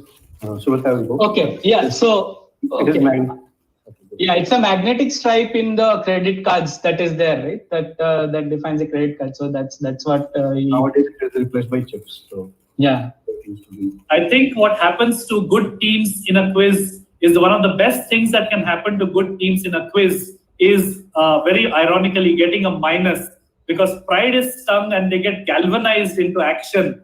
That is what I think has happened to Team 4. This is indeed the magnetic strip on a credit card, which he came up with. This is Ron Klein, who invented the magnetic strip to store information on a credit card or a debit card.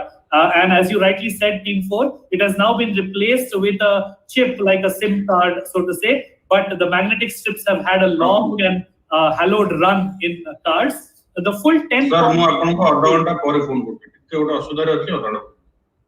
Sorry? Guys, please keep on mute.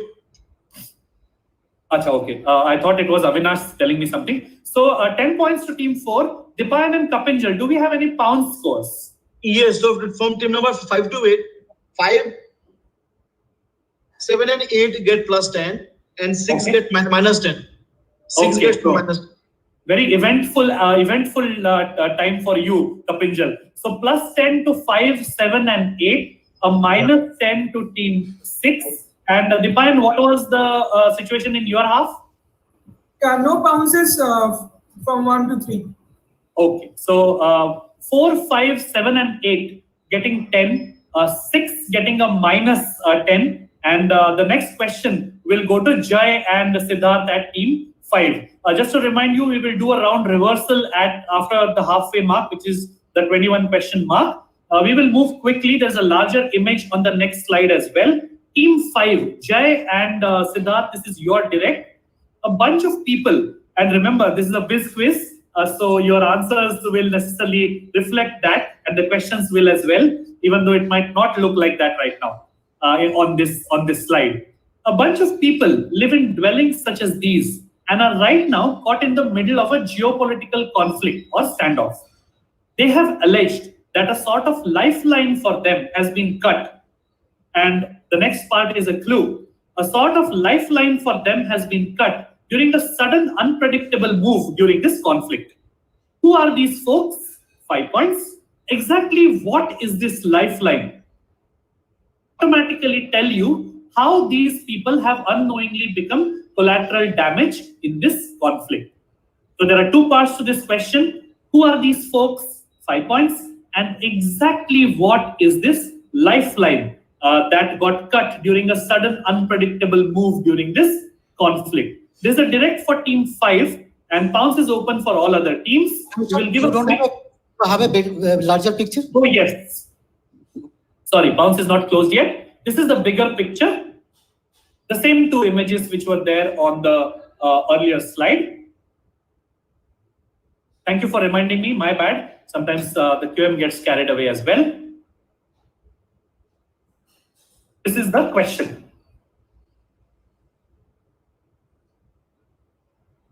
Okay, I'm closing pounce in 5, 4, 3, 2, and 1. Dipayan and Kapinjal, pounce is now closed. Jai and Siddharth, no negatives for you. Please go ahead and guess whatever it is you feel. App developers बोलना. We guess this is the unpredictability of that was ban of Chinese apps by Indian government. So the folks are the folks are the folks are refugees No, wait. The folks are the app developers who used to work for big companies and used to make the apps. So this lifeline is basically they used to support their families by creating the apps, etc. So the app ban, now like a big source of income for them is gone because the Indian market used to be like a large crowd for them. Okay, so the folks are the app developers who used to develop all these apps, and the lifeline is the income which they were getting from working in all these apps which suddenly got banned, is your answer, right? Yeah. Okay, we will go to... Kindly keep your camera on, please, Siddharth, please. Thank you. Yes, a small request, even if it has been by mistake or by technology fault, please keep your camera on again, make it on again, everybody who is in the finals. Moving to Kamal and Baibaswata. They haven't pounced. They have pounced. Okay. Ravi and Setu then, team 7. So I will say these are Chinese guys who has been given asylum or some things to India. So because of the China-India trade-off, so they stopped getting the help from China and things. Okay, monetary helps or whatever. Okay, so folks are the asylum seekers from China. They used to be getting some help, monetary or some things from China, which has been stopped. Which is the lifeline. I understood your answer. Moving across to Naveen and JK at 8. They have bounced. They have bounced. No surprises there. Going back to team 1, Nikhil and Abhishek. Yes, something to do with collateral damage for banning of TikTok, and these people used to. That's the only way of. Okay. I know of one finalist in this quiz who will like that answer, that TikTok got banned and people's livelihoods got affected, but not the points, not worth points right now. We will go across to Abhinav and Omkar. These people are on the border of like Tibet and Nepal, and these people are like dependent on the India-China like trade, Indo-Tibet. Okay. So they facilitate the trade which goes through India and China. They are the border people. Yeah, the lifeline. What is the lifeline? Lifeline is a trade that happens, and that is okay. This was a direct for okay. We still have people to go. So Rohan and Yogesh, your direct. Yeah, that looks like a Thai temple. So same app developers stuck in Thailand and China. Some mess within China and Thailand. Okay, Thailand. So you look at the kind of shrine or monument in the foreground. Yeah. It looks distinctly Thai. You seem to have a lot of experience in going to Thailand and back. Yes, purely for business purposes. Of course, I didn't mean anything else. Not Thailand and apps. I think the last pass, this was a direct for Jai and Siddharth, if I'm not mistaken. So direct to Subrata and We pounced already. And I hope you didn't say TikTok, Subrata. No. Okay, let's show you the answer. No points to anybody. People went close, especially for the folks, but the keyword was not there.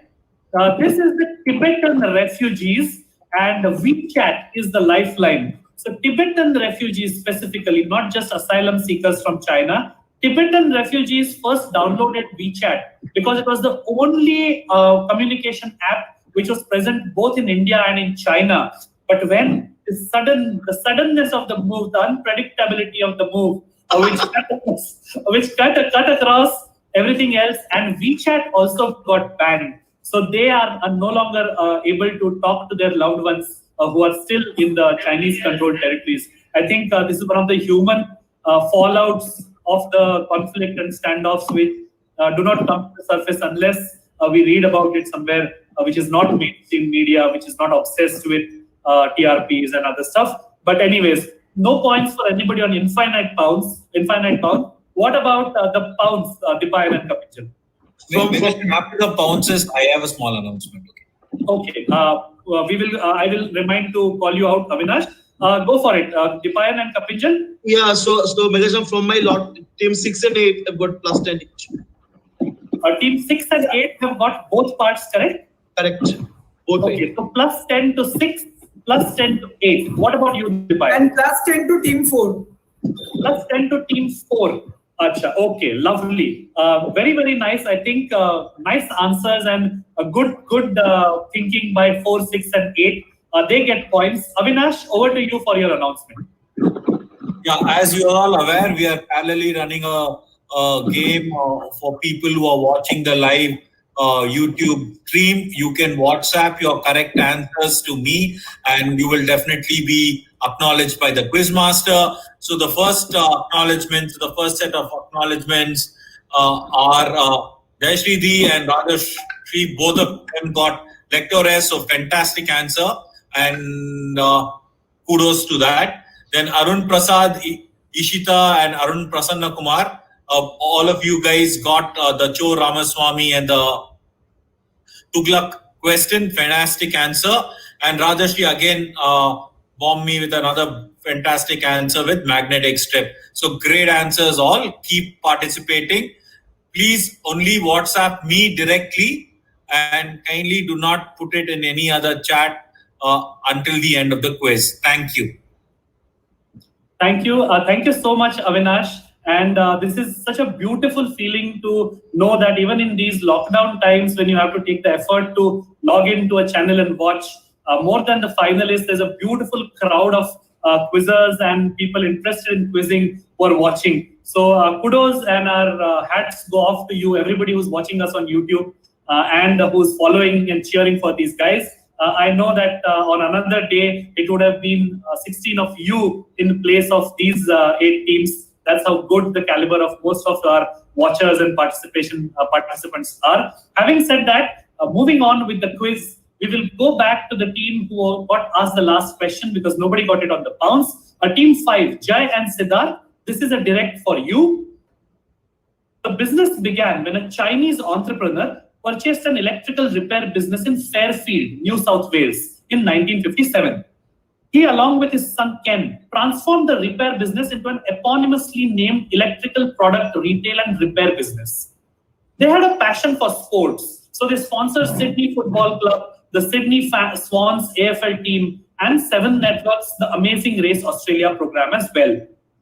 I want you to tell me the name of the company And what is their even more famous sporting connection, especially when it comes to people knowing about it? Because sponsorships may or may not be noticed by people outside those viewerships, but there is another very famous sporting connection which they have inadvertently become connected to, as a matter of fact, not by intention or by design. So I want you to tell me the name of the company and what is this other inadvertent sporting connection that they are very famous for, that all Indians also know, as a matter of fact.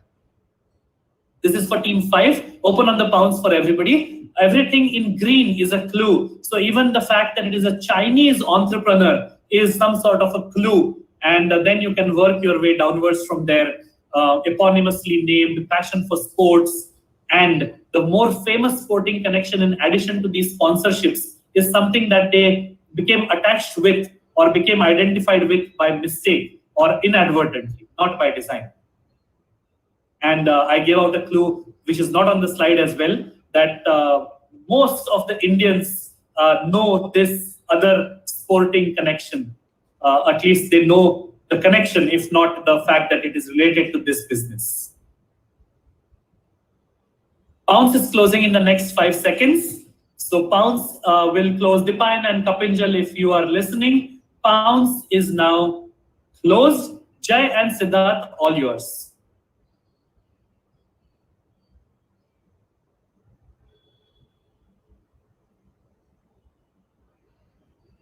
This is a direct for team 5. All right. We will guess this is. We'll guess Alibaba. Alibaba, okay. They have this Guangdong football team, I guess, but I don't know how. I will pass. Okay. Okay, you said Alibaba just for the purposes of record. Yeah, because Alibaba and Guangdong. They have some football team. Okay. We will go to Kamal and Vaibhashwada. Yeah, we pass. Moving across to Rabi and Setu.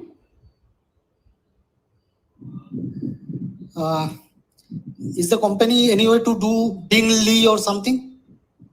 Okay, and you need to give me 2 parts, Rabida.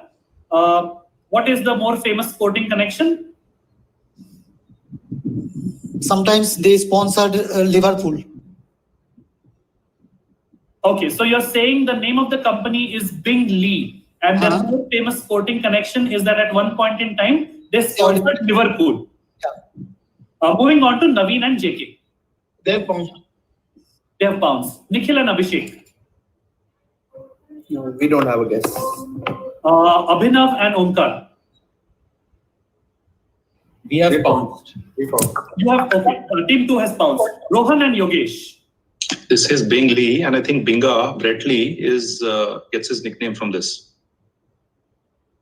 Let's take a look.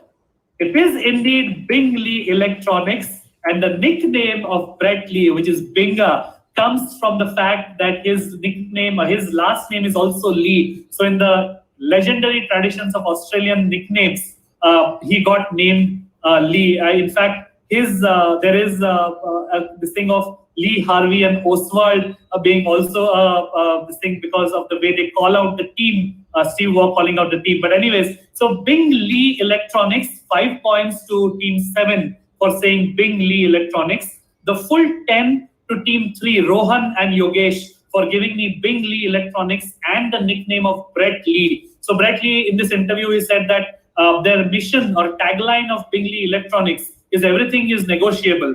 And because his surname is Lee, he got nicknamed Binga. So his brother, Shane Lee, he went to the store and he said, how much for that neon sign that you have out front? So they said, it is not negotiable, it's not for sale. So Brett Lee says, but his brother said, but you said everything's negotiable, so why don't you negotiate for the sign? Anyways, 10 points to team 3, the full 10 to team 3, 5 points to team 7 for giving me Bing Lee. I think Rabida will be kicking himself there for not making the connection to Brett Lee because Bengalis love their cricket as much as anybody else in the country. The next question will go to Subrata and Abhishek at team 4. Dipayan, did you get the scores? And what about the pounces? In pounds, for my lot, team 8 got +10. Okay, team 8 gets a plus 10. What about you, Dipayan? Yeah, so team 2 and team 4 both get plus 10. Lovely. So team 2, 4 and 8 get a plus 10. 7 gets a plus 5. And Rohan and Yogesh also get a plus 10. So everybody picking up points across the board almost. Next question is for Subrata and Abhishek. Let's see if they can add to that. Pounce. These bathroom fittings have an innovative, smart purpose and a very evocative Jane Austen-esque name. What is the purpose or what is the speciality of these fittings? And what is the full brand name, which is, as I've already said, very Jane Austen-esque in its naming?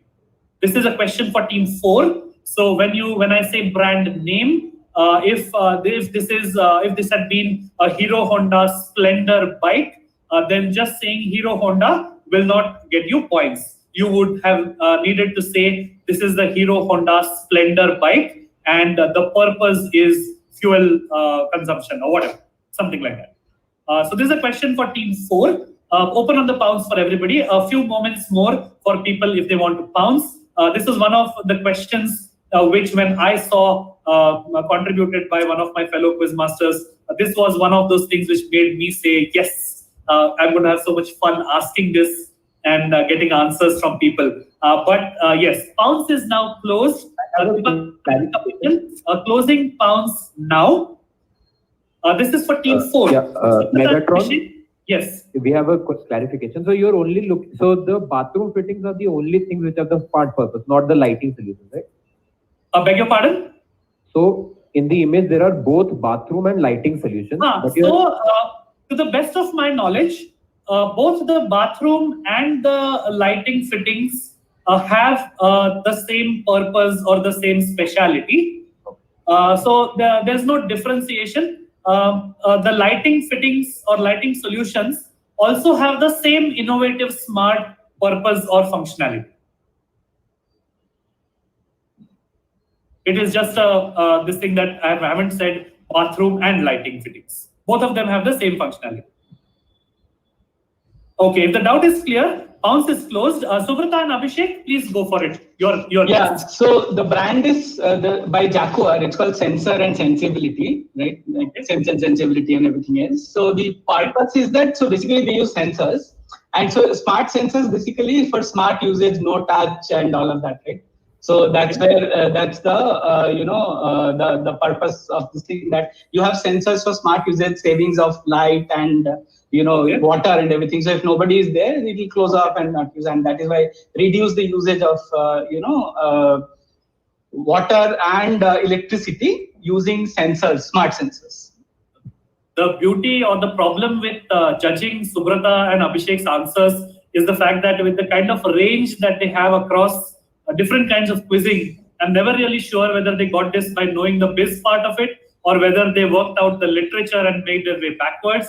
This is indeed Sensor and Sensibility, based on the Sense and Sensibility novel by Jane Austen. And like Subrata mentioned very, very clearly, this is for smart usage using sensors so that you can avoid both electricity consumption wastage as well as water wastage. The full 10 points to team 4, Sensor and Sensibility by Jaguar, and smart sensors being the fact that we were looking for sensory intelligence. And also they pushed it during the COVID time because of the non-touch.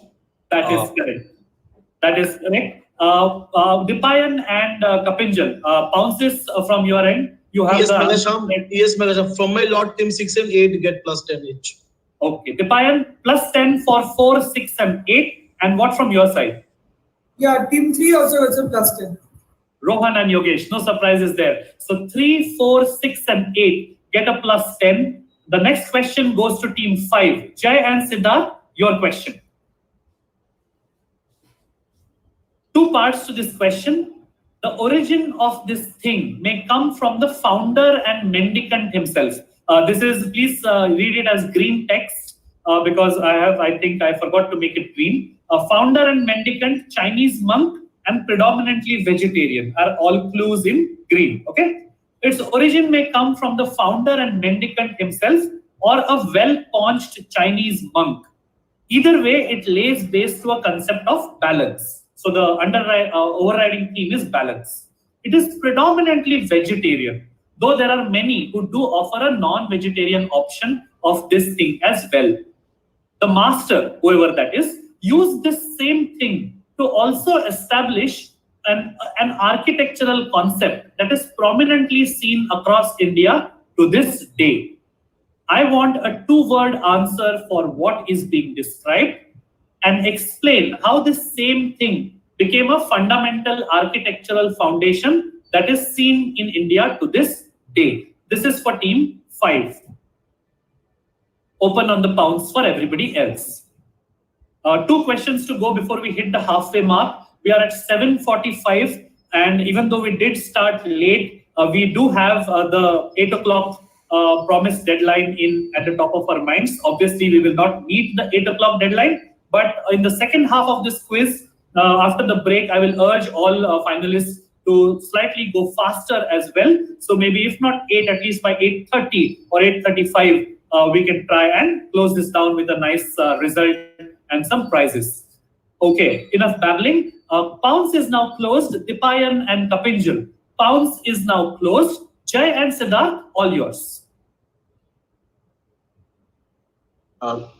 Okay, so I'm guessing this is this has to do with the structure of the bamboo vessel in which you steam your dumplings and stuff. So it has a tiered structure, and the fundamental architecture. So it basically laid the basis of how you construct houses with bamboo. So it's lightweight and water resistant. So you make houses with bamboo. Okay. So basically, there are these Chinese dishes, Southeast Asian dishes, even the northeast part of India, the dishes that they make. This is to do with the bamboo vessel in which they are cooked or tossed. And the architectural foundation is the same kind of principle applied to building lightweight and cheap bamboo houses. Not the answer I'm looking for. Kamal and Baibashpata, do you have a different guess? Multi-tiered cooking vessels. Multi-tiered cooking vessels for the first part. And what about the architectural foundation? No idea. Okay. Rabi and Setu. Pass, Megatron. Naveen and JK. Okay, for the second part, I'll say this is something to do with stupa architecture, which is supposed to be the inverted baking bowl of the Buddha. Okay. That is what we're guessing. And the first part is some kind of a cooking vessel, something like a instant pot or some kind of a primitive version like that. Not instant pot, but some kind of a basic cooking vessel, which is vegetarian. I'm not sure what this could be. Okay, got it. Nice guesses. We will move on to Nikhil and Abhishek. So probably the thing is about how momos are cooked, like the multi-vessel, I think what Mr. Kamal mentioned, and the architectural foundation would be to have very, very narrow or pointed structures on the top. Understood. Not what we are looking for. Abhinav and Omkar. Second wala ho gaya. Yeah, for the second part, we will say these are earthquake resistant bamboo structures which are, I think, also movable. I don't remember which northeast state, I think Meghalaya. And for the first part, we will say these are cooking pots and things like that. Okay, understood. We will go to Rohan and Yogesh. Okay, this is basically momos steamed. You have these baskets, right, where there's water down, and the Chinese give 1, 2, 3 baskets, and then the idlis came out of this also. So it's basically momos, and the architecture speaking is the baskets, bamboo baskets, one on top of another. Understood. Last team on the bounce, Subrata and Abhishek. Okay, so we are getting that the well-paunched Chinese monk is Hotei, or the laughing Buddha, right? Okay. And from his belly shape, I mean layered belly shape, right? that Momo thing came about, and the whole thing is even when he laughs, it just moves around but doesn't fall at place. So that is how the Northeast, they have basically they build the house on top, but they have four bamboo sticks at the bottom which build the architecture so that the sticks sway, but the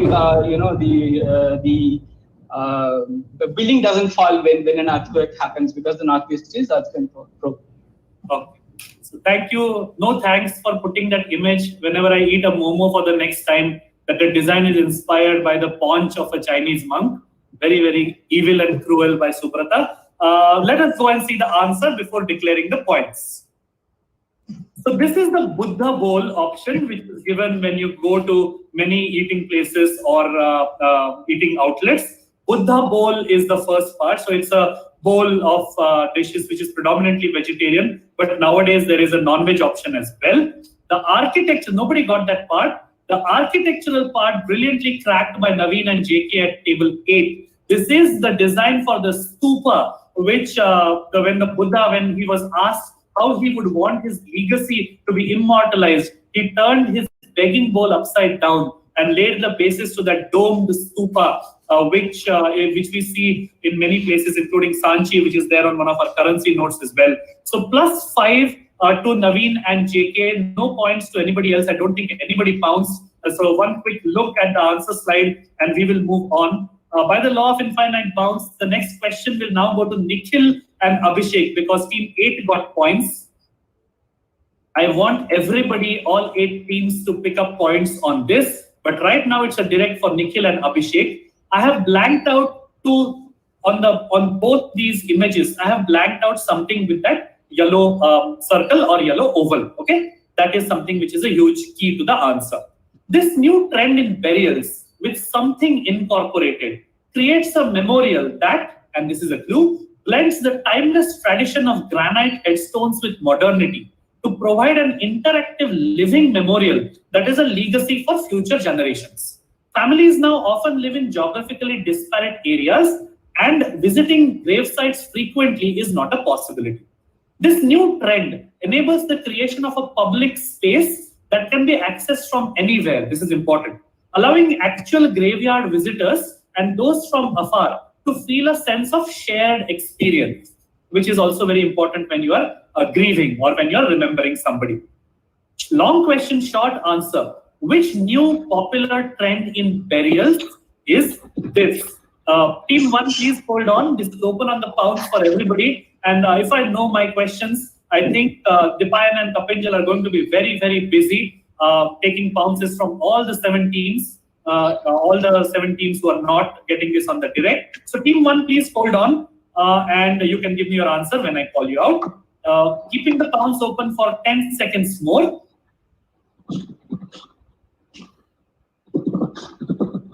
Dipayan and Kapinjal, if you are listening, pounds is now closed. Team 1, Nikhil and Abhishek, your direct. So is it something to do with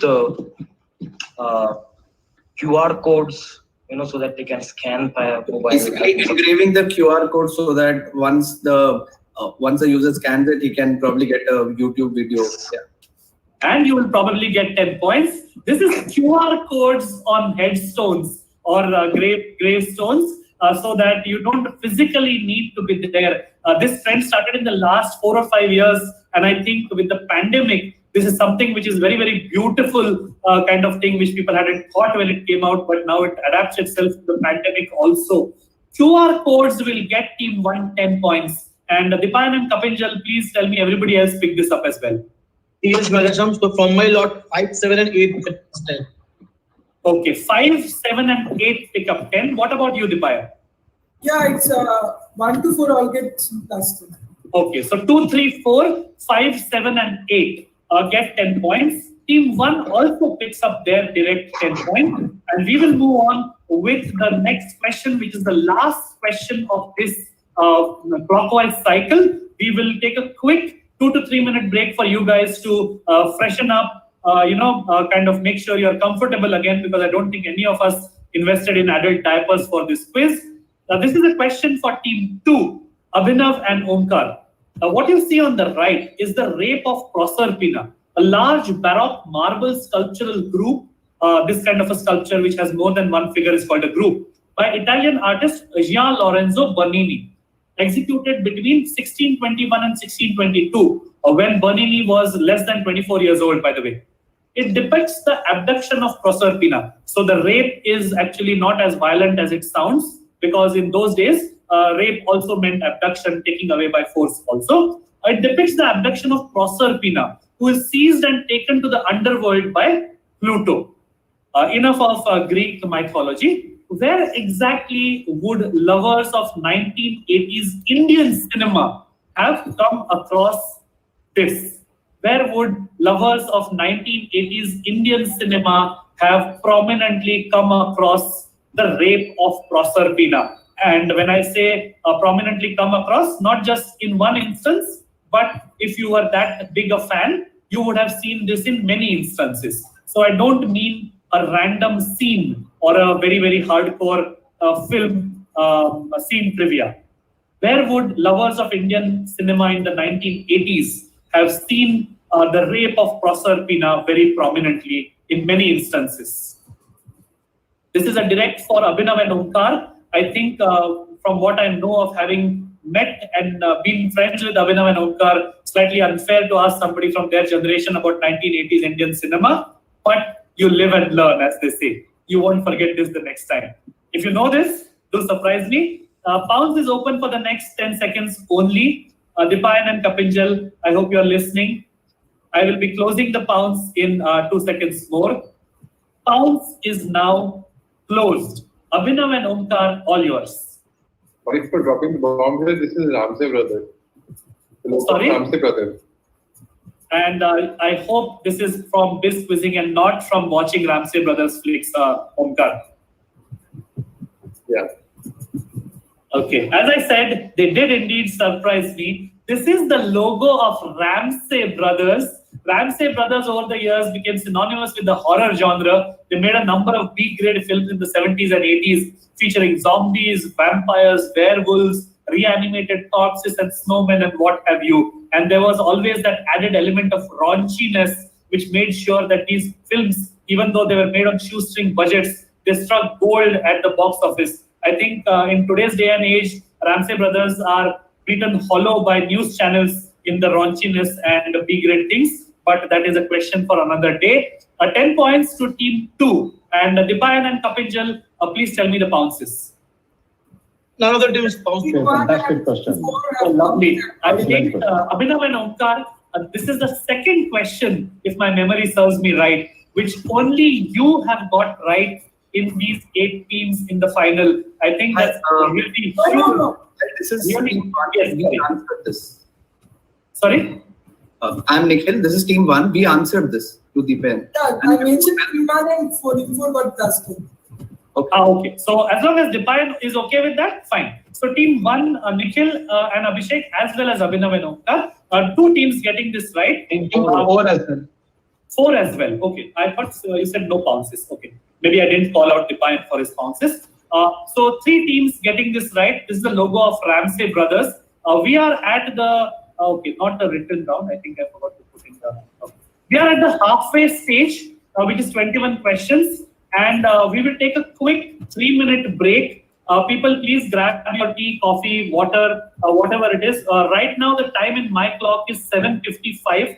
So exactly 7:58, I will get you back here with question number 22, which will be a question to Naveen and JK. And we will also give you the scores at the halfway mark. So thank you very much to all the teams for being so brilliant as always. Thank you to everybody watching us on YouTube for your patience and for those lovely answers which are flowing in to Avinash as audience question Q&A. Thank you to Gogo Pogo and Konami, our sponsors, here at this halfway mark for the lovely prizes that we will give to these teams when the quiz ends. 3 minutes to go. Make it quick.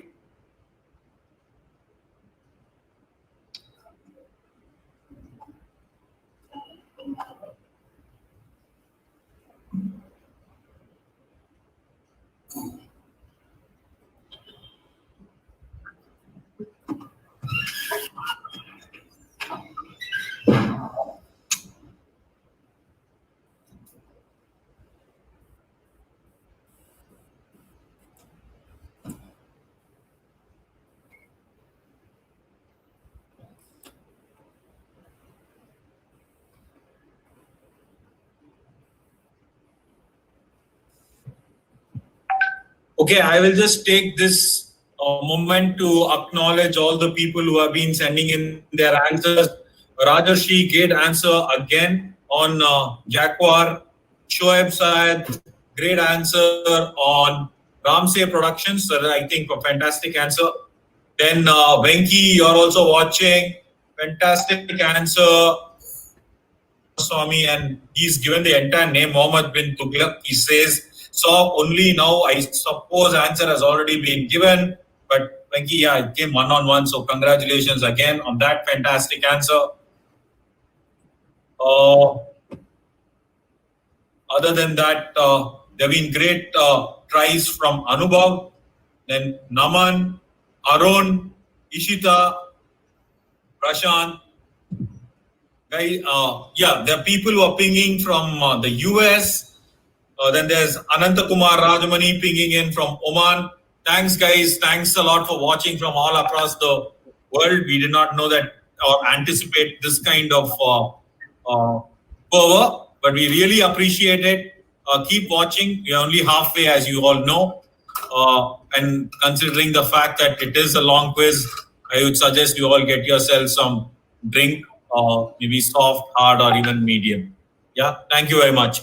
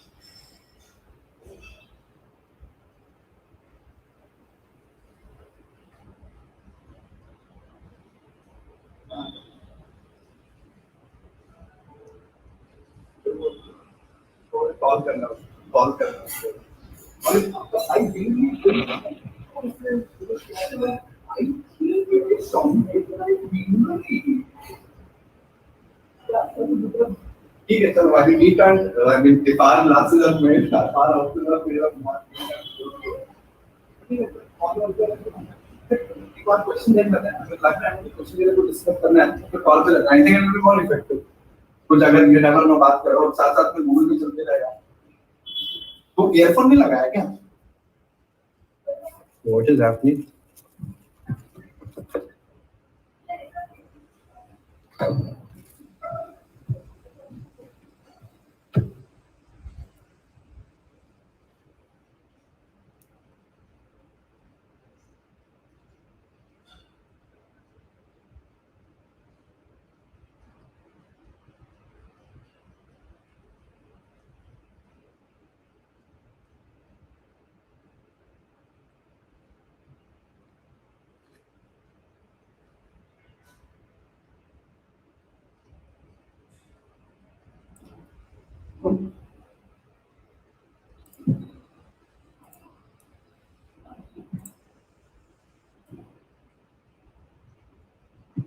Welcome back. I hope all the finalists are back because I saw that many of you very kindly stayed on and made sure that we can continue immediately. If all the finalists are here, let me do a quick check and make sure that everybody is present.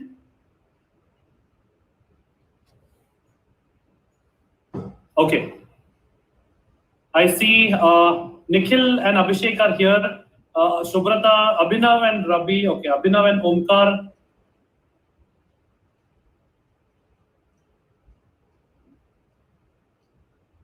Okay, cool. I see Kamal is here.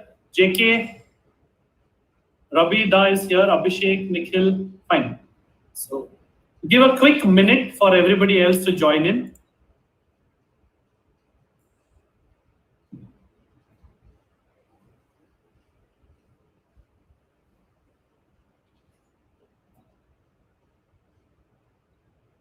Abhinav, Abhishek, sir. Cool. I think everybody is here, so let's move.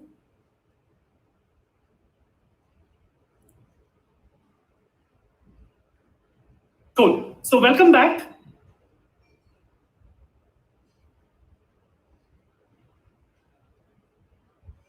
Welcome back to the second half of the Kitne Admin Day Biz Quiz here on Google Meet, and to everybody watching on YouTube as well.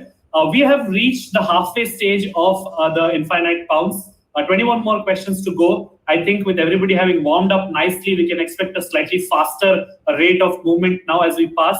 We will begin with question number 22 to team 8. We are moving counterclockwise now. Before that, Dipayan, can you give us the scores at this stage?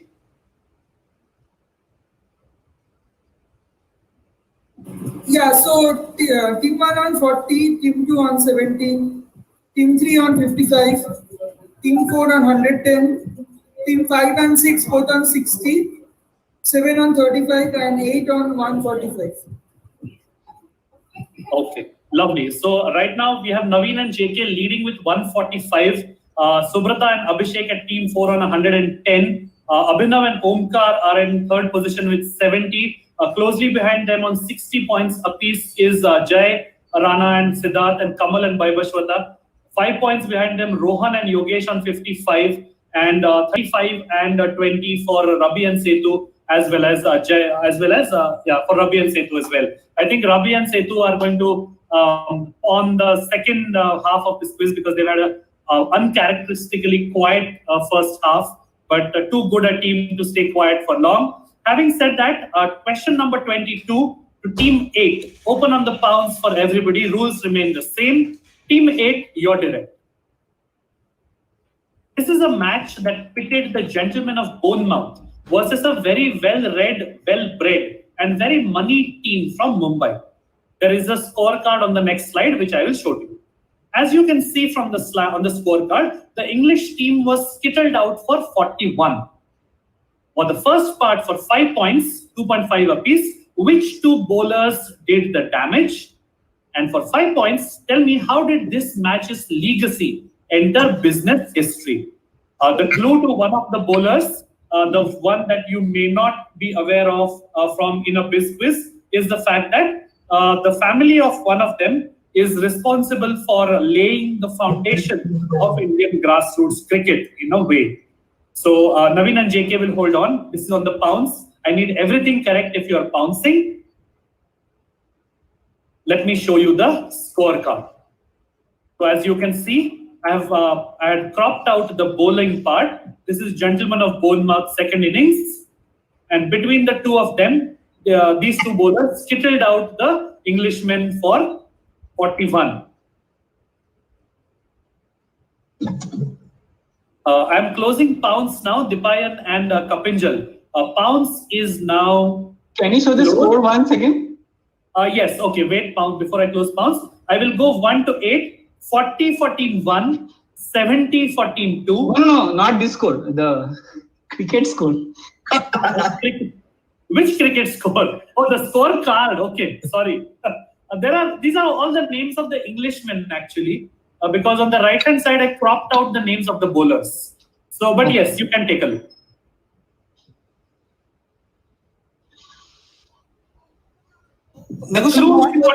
Both the bowlers. I want both the bowlers for full points, and the clue to the general area in which you can go for looking at the bowlers' names is that the team was very well read, well bred, and very moneyed, and they were from Mumbai. Pounds is now closed. I'm closing pounds, Dipayan and Kapinjal. Naveen and JK, team 8, go for it.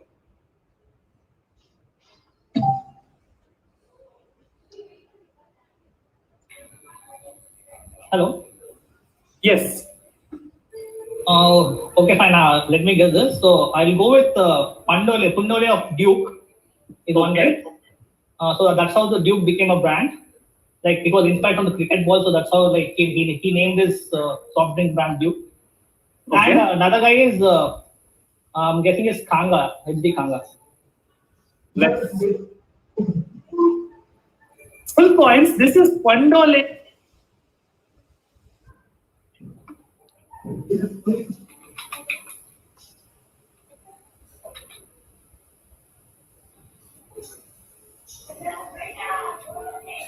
Not able to hear anything. Yeah, so. Sorry? Yeah, Megatron, they were not able to hear anything. Your screen froze. I think you should just repeat it. Okay, one moment. Can you hear me now? Yes. Now it's fine.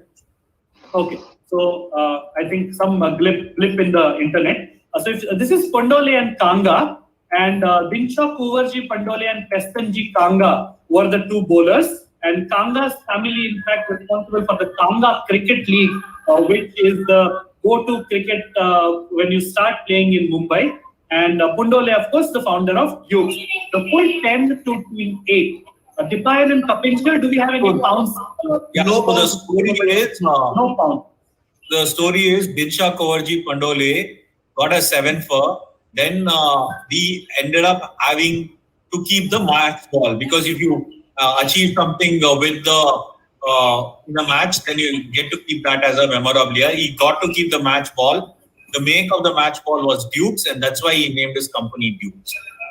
Absolutely. I think that was the part which got frozen out when I was saying it and nobody could hear. But thank you so much, Avinash. And we will move on. Team 7, Ravi and Setu, your chance to pick up 10 points. According to the Philadelphia Museum of Art, this form is influenced by the iconography of the Islamic Burak, which is portrayed with a horse's body, wings, and a woman's face. Sorry. This is for Team 7. Naveen, please go on mute. Also Naveen also. Okay. The Burak is the animal or horse that the Prophet Muhammad rode to heaven on his night journey, Miraj. From at least the 15th century, Persian paintings started showing the Burak with a horse's body and wings, a woman's face, and there was a peacock tail, which may have been an Indian addition. Popular portrayals of this mythological entity in India today often show her in this Indo-Persian composite form. In which entity's brand and how would you find a manifestation of this, which I have described above? And if you receive a mail every dawn from this entity, what would be the name of that email, or what would be the title of that email, considering that the place of origin being what it is, this entity is situated in a particular place. So it is very aptly named, considering the place of origin of this entity. It is a pun on something that place is famous for. So 2 parts to the question: in which entity's brand identity and how would you see this iconography? And if that entity is sending you an email every dawn, what would the punny name of that email be? This is for Team 7. If people are pouncing, I need both parts correct. There are images, Megasham. Yes. This is the Philadelphia Museum of Art, which, please don't get confused, there is no clue. On the right is the Islamic Burak, which is a very, very big clue. As you can see, everything that was in the text is mentioned in the, is seen in the picture. So there is a woman's head, there is a horse's body, there are wings, and there is that Indian representation of a peacock tail as well. So that should give you the best visual clue that you need to crack the question. If everybody has seen this, back to the question. Dipayan and Kapinjal, I'm closing pounds now. Pounds is closed. Ravi and Setu, all yours. Yeah, so Megosham will say, okay, the brand is Hindu. Okay. The Hindu, and since they are known as the Lady of Triple Street, so the mailer should be something short of that, Triple Street, okay, updates or something. Okay, so you're saying that the entity I'm talking about is the Hindu, and the email is titled Triplicane Updates or something like that. Yeah. Going to Kamal and Vaibhashwata. We will say the Hindu and Madras Mail. Okay, Hindu and Madras Mail. Very, very nice, because typically the mail train used to get the newspapers up country. Moving across to Jai and Siddharth. So yeah, this is the Hindu crest, and it would be Chennai Express. Chennai Express. Shah Rukh Khan and Deepika Padukone like this, but not for points. Subrata and Abhishek. Okay, so we are going Hindu, and for this it is Madras Mail. Okay, so not Chennai Express, but Madras Mail. Rohan and Yogesh, over to you.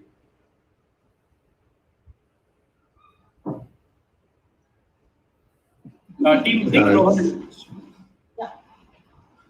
No, pass. Are you passing? Hindu and triplicate male. Okay, Abhinav and Omkar at Team 2. Yeah, we will say the Hindu and we will say Chenna male. Chenna Mail. So Hindu and Chenna Mail. Is that what you said? Yeah. Okay. Nikhil and Abhishek. Very inventive, Team 2. We will write the Hindu with this suggestion. So Hindu and maybe the Travancore Express. Okay. People doing all sorts of South Indian geography. Naveen and JK, if they have not pounced.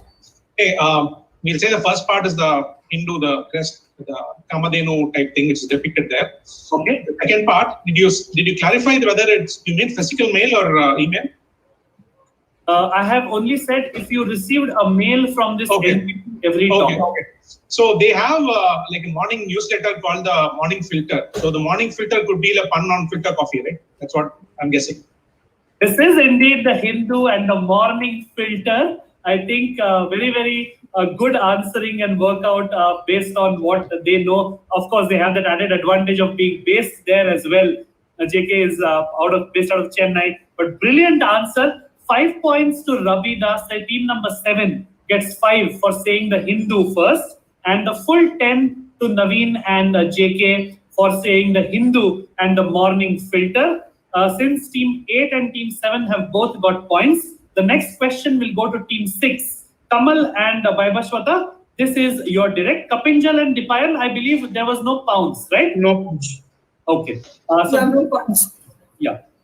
Team 6, Kamal and Vaibhashwata, Dipayal, you got the points, right? 5 for 7, 10 for 8. Yeah. Okay. Team number 6, your direct. Darapagosuka is a term which was originally coined to refer to Japanese 3G mobile phones. I want you to give me a short explanation of how does the term Darapagosuka come about with respect to the unique issue that is it highlights with regard to innovation in product development. So if you're pouncing, I need the full part because the main part of this question is how does it highlight a very unique issue when it comes to innovation in product development. While you're saying that, if you can tell me why do they call this Darapagosuka Sone Pe Suhaga? This is a question for Kamal and Vaibhashwata. So what do you mean? So you want okay. what? So the question is explain how the term Darapagosuka highlights a very unique issue with regard to innovation in product development. And we are talking about the Japanese 3G mobile phones as the original place where this term was coined to refer to these 3G mobile phones in Japan. Okay. So for example, if this had been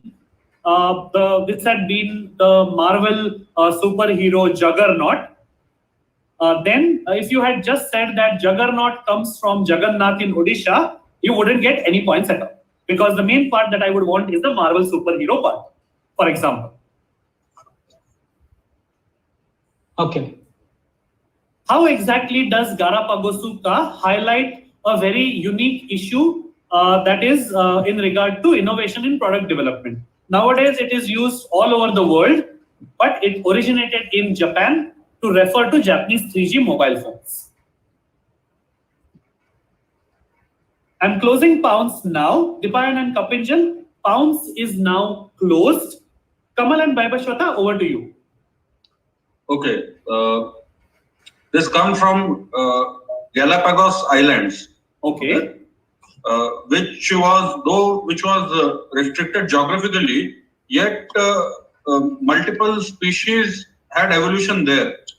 I mean, in a very small space, and also it is located very far off from everywhere, but still many things had evolution there.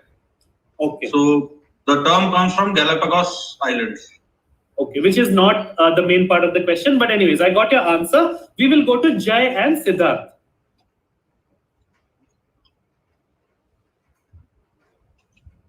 यही वाला हाँ वही वाला so we will also guess this is related to the Galapagos syndrome, or the like, which gets its name from the Galapagos Island.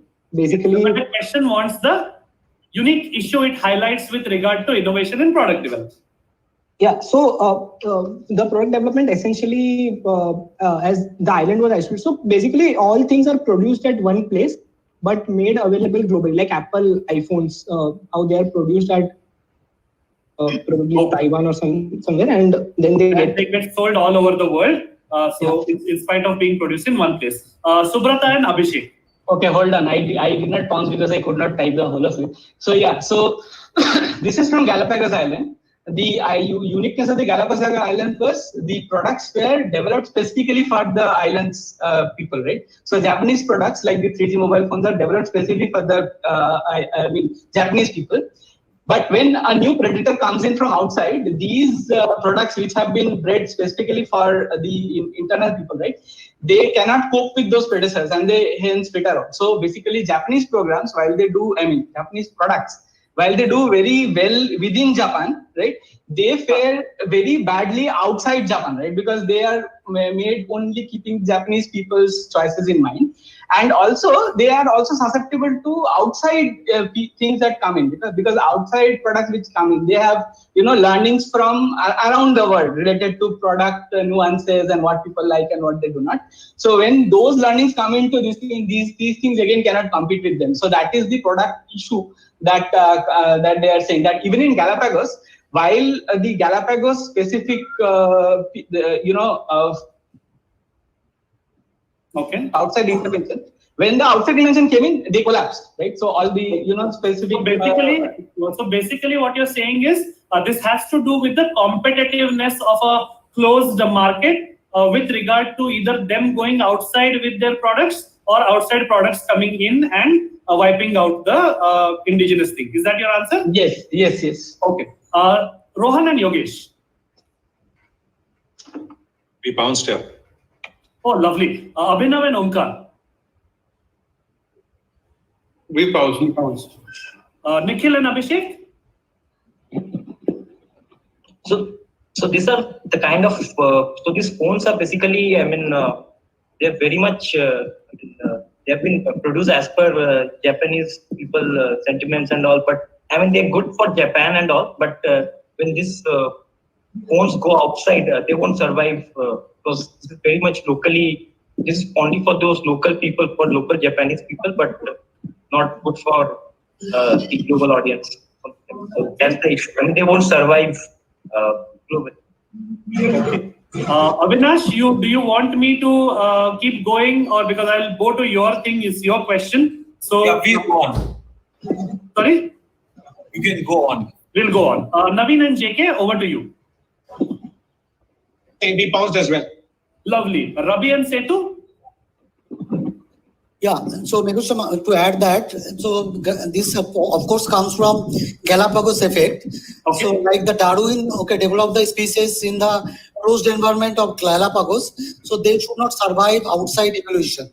So similarly, Japanese 3G mobile phone are suited and exclusively developed for the domestic market. So if you take them out, they has to go through certain evolutions or certain addition.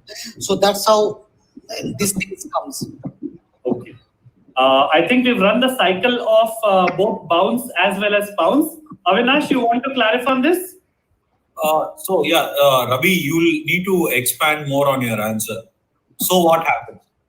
So like Japanese domestic market has some what I will say, it is customized to the particular technology is customized to the domestic market. So that may not work in India. So need to tweak the technology and things like that. Similarly, like Charles Darwin's species has to go through a Okay, we'll give it to them. Let's not be NL, we'll just give it to them. Yeah. Okay, we will give to Rabi and Setu, you're saying, right? Yes. Okay. I also said the same thing, no? 7. And what about pounces? Team managers pounced and got it right. Yeah, so brother, what exactly did you say? Kapinjal, can you read out what Naveen have written? I basically said the same thing. No, I said that this is the Galapagos is based on the fact that these animals were specific to that environment and they cannot go out and survive. Anything comes in, they will take them out. So Galapagos ecosystem collapsed and outside predators came in, and even they cannot go out and survive. So basically, the Japanese products are made for the Japanese market. They cannot go out because they do not take their lessons outside Japanese because they are specifically made for Japanese mindset. And even when imports come in, they are vulnerable to those imports as well because those imports take out lessons and which they might not have faced in a Japanese market. Anything to do with imports. When you go to the answer, you will see it. Okay. It is the isolated development branch of a globally available product. So the Galapagos syndrome was originally coined to refer to Japanese 3G mobile phones, which were highly specialized and adopted to the Japanese market. So I will let Avinash talk through the slide because he will explain it better than I will. The point is when these mobiles were built, they were only for the Japanese market and they could not be taken out, right? And you had to develop another full-fledged new product for a new market. As a result of which, those mobile phones which were created in Japan could not be used anywhere across the world. So isolated product development is considered to be a no-no.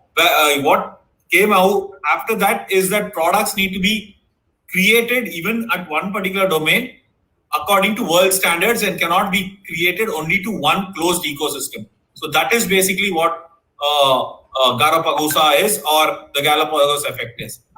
So it has nothing to do with imports. It is about if you are creating it, create it for world standards. Do not create it only for internal standards as a product development specialist. So that's the funda. Okay, so basically only Rabi and Setu get 10. And you are, what about Naveen and JK's pounds? Have you seen that? Yeah, I have said team 2 and 3 pounds. Just check with your JK's pounds. Just check JK's pounds. I have. Yeah, I'm just checking. Yeah, just check. You know what? Yeah, so it's correct. Who's Team 2 is JK, is it? No, Team 2 is Abhinav and Omkar.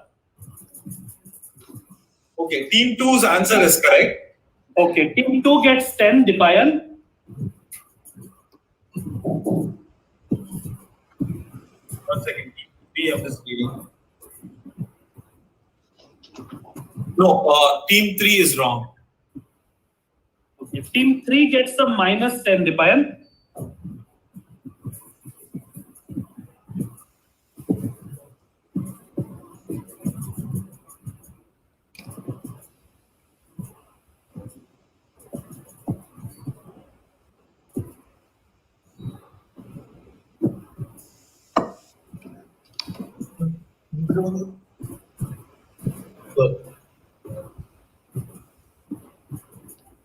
Okay, any other scores, Avinash, or can we move on?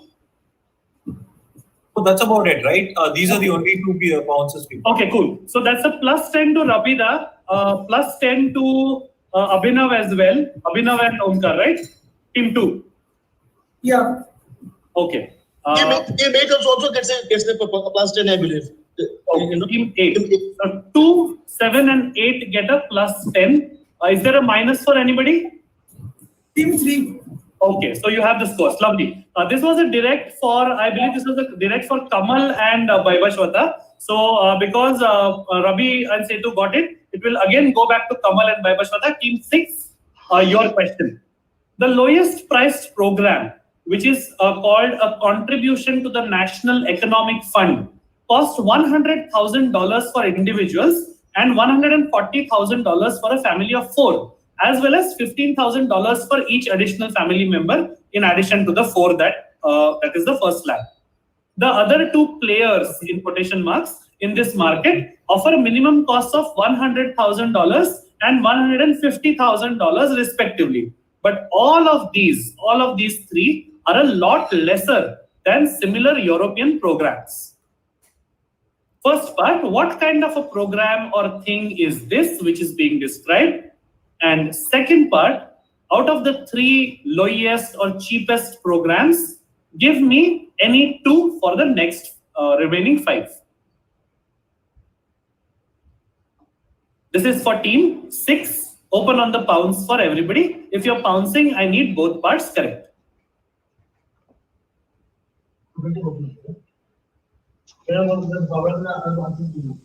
Please mute yourself because you might inadvertently let slip your discussion or your if you're thinking out aloud.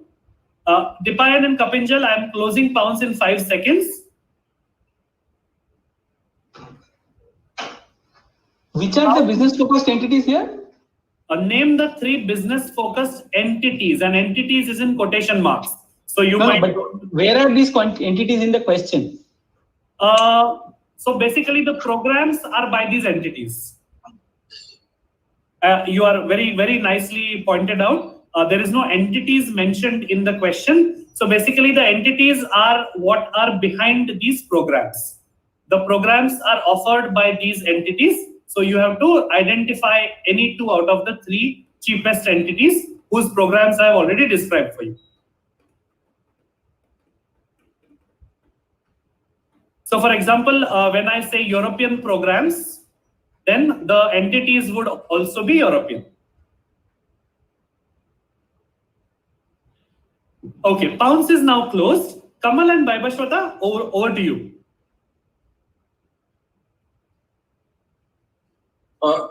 I think these are programs by countries where you can invest this amount of money to get citizenship of that country. Like for some country it will be $100,000 for individuals, and in some country it can be $140,000 for a family of 4, or $15,000 for each additional family member, as you have said. Like you can get a US citizenship if you invest $10 million in the US. So some kind of program like that you can buy your citizenship in some country. Understood. And do you want to give a guess for any 2 out of the 3 cheapest entities which are offering these cheapest programs in the world, which are described above? One must be, I don't know, Thailand. Okay.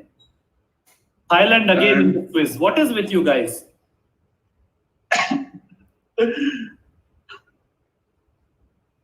And maybe some countries in the Caribbean. Okay. So we will go to Jai and Siddharth. So basically these are like citizenship programs. So you buy your citizenship there, and like the 3 countries we'll guess are Sweden, Denmark, and Norway. Like either 2 of those 3. Okay. Moving on to Subrata and Abhishek. Yeah, so we are also guessing citizenship programs only, and we are guessing is the Caribbean island, like Saint Kitts and Nevis is there, right? Then you have Saint Lucia.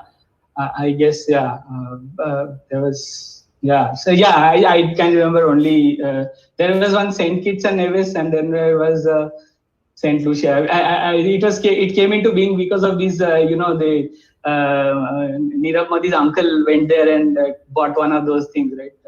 That is what it came Okay. In case any of the people who are watching or anybody who's meeting Subrata for the first time, if they wonder why a soft-spoken, unassuming person turns up to be national quiz champion, these answers are something which will prove pedigree. Just off the top of his head, remembering Saint Kitts and Nevis and Saint Lucia, which are 2 out of the 3 which were enough for points. So the full 10 to team 4 for getting St. Kitts and Nevis and St. Lucia along with the investment migration citizenship programs. Also, first 5 points to Kamal and Vaibhashwata as well, because they got the citizenship for sale part, right? 5 to team 6, the full 10 to team 4. And were there any pounces, Dipayan and Kapinjal? No pounce from my side. Okay, what about you, Dipayan? Yeah, there were bounces from team 1 gets a negative. Okay. And team 2 mentioned St. Lucia and West Indies.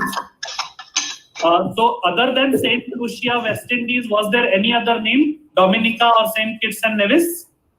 Yeah, they answered those after people have started answering it on bounce. Okay, then of course bounce was closed by then. So unfortunately, that will be a minor. We gave the funda. We gave out St. Lucia and the West Indies, the other West Indies country. We were trying to locate it. So that's what was the contention. I totally understand, but if like Dipayan is saying, all required 2 countries and the funda, if all 3 were not on his phone before the bounce started, whether even I personally, whether I like it or not, I will have to count that as a no. So I'm really sorry. I apologize if that feels bad today evening, but that is how we will go. Dipayan, anybody else? Team 3, did they bounce? No. Okay, so that's how the scoring will be. The next question, which will be on the direct, will be to Rohan and Yogesh. This is your question. By the way, this is the passport power rank. We are at number 53 when it comes to acceptability of passports without a visa, visa on arrival, as they say. Rohan and Yogesh, your question. Yeah, one thing, MS, can you clarify, are they getting a negative or are they getting a 0? Negative, yes. Dipayan, team 2, which is the team which sent you everything, but the last part came after the bounce started. That's a -10. I'm sorry if I was not clear while explaining it to them, but yes, that's a -10 for that team. Are you okay with the scores now, Dipayan? Yeah, okay. Okay. So Rohan and Yogesh, back to you. At the beginning of the 20th century, year-round production of poultry was limited because vitamin D had not yet been discovered by man. It was there, but we hadn't discovered or synthesized it. And the importance of the photo period, which is the cycle of sunlight and darkness, and its impact on production was not understood. Hence, and there is a clue in these sentences, hence poultry was mainly consumed during a certain time of the year. And so older fowl, which went through different climes, were not tasty enough and thus not eaten much. Which term originated from the time of the year that poultry was mainly consumed in those days, for 5 points? And which other term came into being because most of the young tender fowl were kept for a particular culinary purpose, for the next 5 points? This is a direct for Rohan and Yogesh, and this is open on the pounds for everybody else. If you're pouncing, I cannot repeat this enough. Please pounce before I close the pounds and the people have started answering. I can totally understand because it happens to me as well. You feel unfairly done by, but at the end of the day, there is some line which has to be drawn. And sometimes, unfortunately, we end up on the wrong side of that line. So my personal apologies, but please ensure this going forward, all teams. Pounce is now closed. Dipayan and Kapinjal, I'm closing Pounce now. Pounce is now closed. Yes, this is for Rohan and Yogesh. Go for it. So the first term is spring chicken. Okay. And the second term,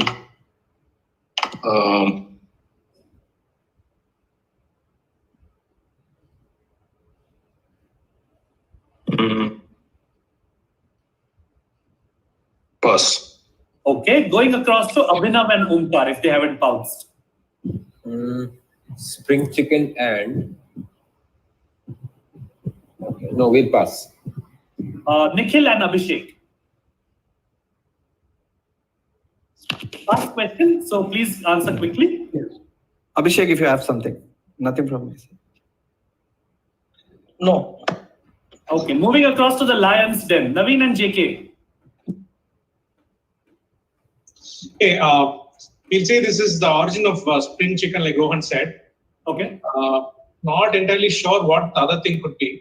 Some kind of a young tender fowl kept aside. We're still talking about chicken only, right? It's not a different.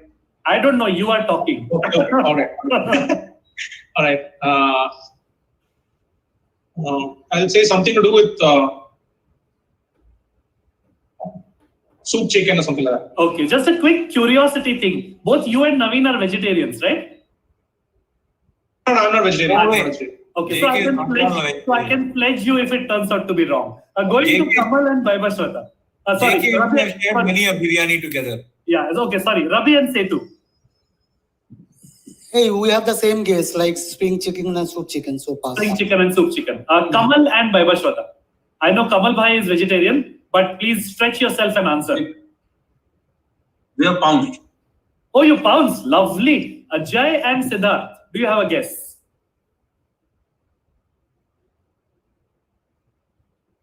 Past question, Jay and Siddharth?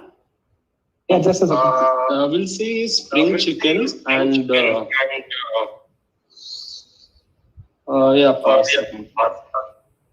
Okay, spring chicken and pass. Subrata and Abhishek. Okay, so we are guessing spring chicken and chicken feed. So the other chicken was stuffed and they used it for chicken feed. Okay. They were kept for a particular culinary purpose and chicken feed. This was a direct for Rohan and Yogesh. So we will stop here. Let us show you the answer. This is spring chicken and broiler because young birds were kept aside for broiling or roasting. So spring chicken, almost everybody getting it right. 5 points to Rohan and Yogesh for saying spring chicken first. And nobody else got the broiler part. So nobody else gets points on the pass. Rabi and Setu had pounced. Kamal had pounced, I believe. So what is the scene on the pounce, Dipayan and Kapinjal? Yeah, so team 6 actually pounced, but then they gave only one part right. They got the spring chicken part correct, but then they missed on the broiler chicken part. So what was their guess for the second part? They gave chicken tender or something. Acha, okay. But nice answer. Unfortunately, a negative. Dipayan, that's a -10 for team 6, a +5 for team 3. And the next question will go to team 2. Team 2, this is your question, open on the pounds for everybody. There are 2 parts to this question and there are lots of clues. If you can see, it's not green this time, but everything that is in italics is a clue. Again, my bad, I forgot to green it out. Everything that you see in italic text is a clue, okay? While exquisite workmanship may be said to be literally guaranteed with these timepieces, this particular limited edition set, hitting the streets soon, is also designed to fight for a market share amongst a certain cult pop culture demographic. For 5 points, identify the brand, and for the next 5, tell me what is the exact tie-up which has spawned this watch series. Lots of clues in the image as well as in the text. For if you're pouncing, I need the brand who came out with these watches, as well as which is that tie-up which they have done, a limited edition set. With this is a tie-up with what exactly? I need a very specific answer for the tie-up as well. This is a direct for Abhinav and Omkar at team 2, and very, very nice, appropriate team for this to go to, I think. And this is on the pounce for everybody. 5 seconds more if anybody is pouncing. There are lots of clues, both visual and verbal in the question. The italics is said to make it even easier. Dipayan and Kapinjal, I'm closing pounce now.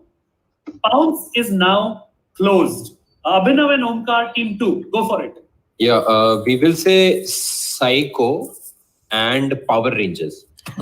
Psycho and Power Rangers is team 2. Nikhil and Abhishek at team 1.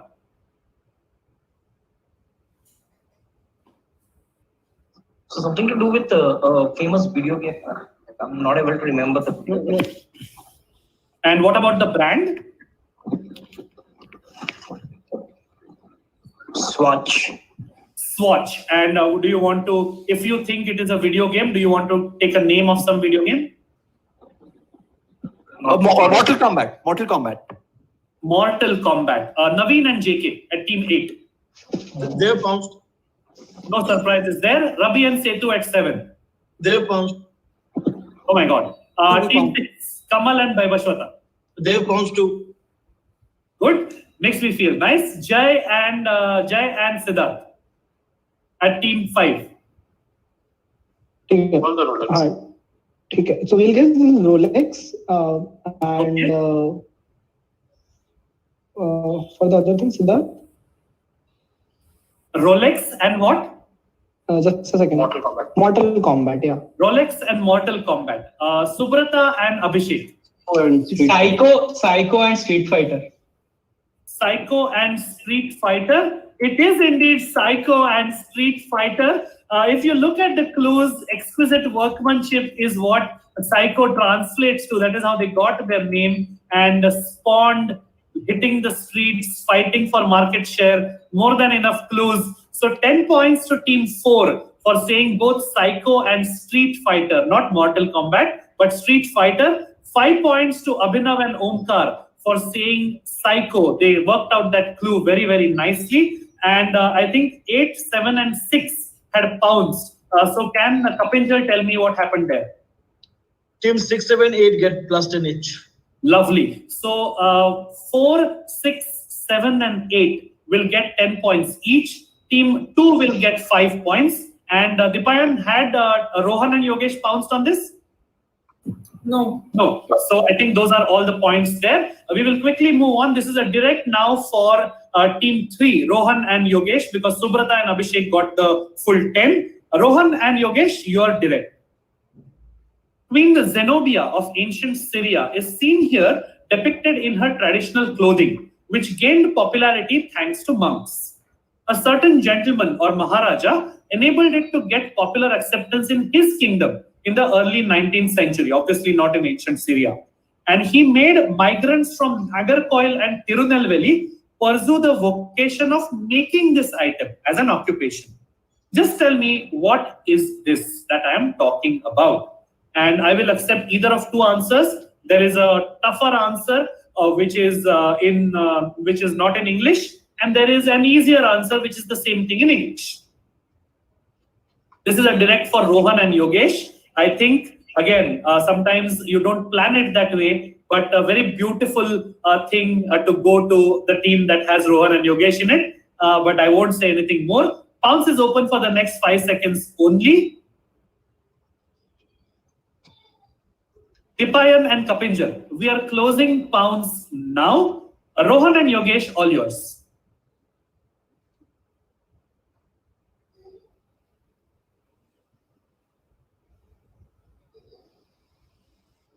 Yeah, 1 second. We got a tough one. Okay, we're looking at a sari or a sarong. It's a similar thing. I heard you say it's either a sari or a sarong something, right? Yeah. Okay, so you want to, is that all you want to say? 1 second.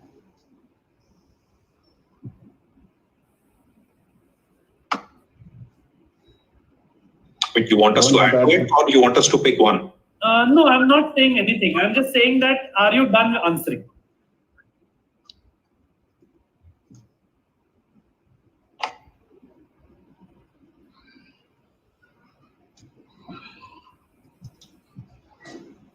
Okay, I will move ahead. Abhinav and Omkar, do you have a guess?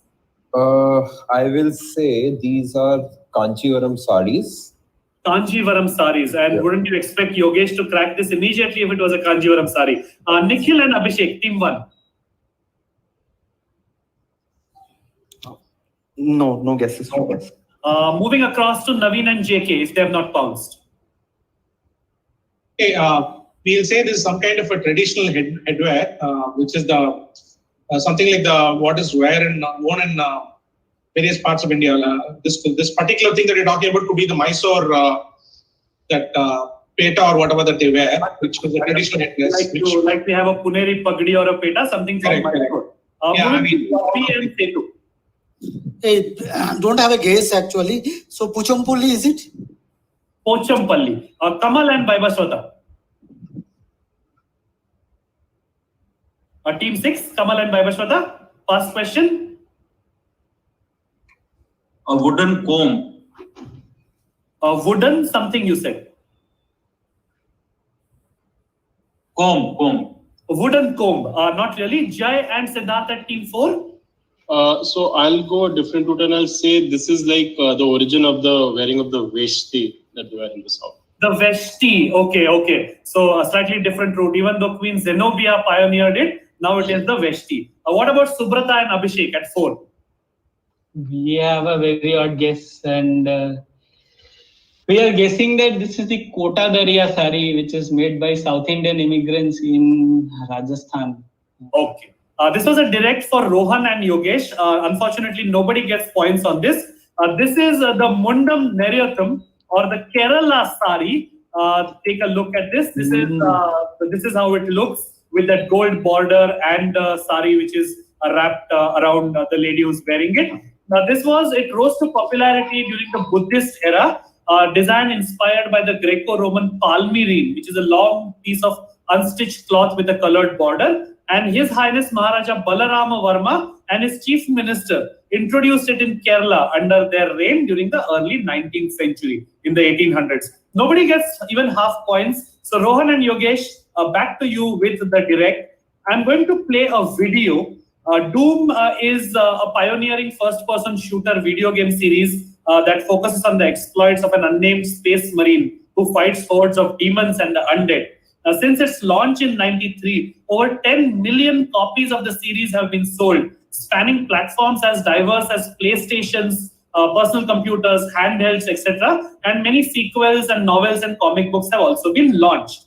What you are about to see is a short video clip which features a Doom session being played on exactly what? And there is a tongue-in-cheek clue there. Whatever is your answer, is something which quite ironically can spell doom quite often for players of a different kind. And players is in quotation marks.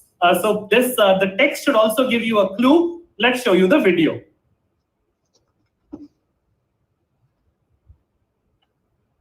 And this is all that, this is all the screen that you will see. There is no zoom out, zoom in. Highly pixelated, but that's how it is. It has got nothing to do with my quality, and there is no sound to help you. Can you just show it again? Yeah. You can see it, right? Okay, yeah. And you did not miss anything in the first part because that's all, it's all like this. It doesn't move. The camera doesn't move anywhere to give you any further clue. And believe me, the text and what you see on screen right now is more than enough to crack it. Even the tongue-in-cheek clue is very, very apt. So go back to the question, my question. We have seen it. I will. Yeah.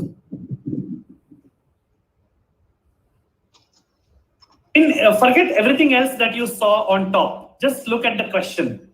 It features a Doom session being played on exactly what thing? And that thing has, ironically, quite often spelt doom for players of a certain kind also. This is a direct for Rohan and Yogesh.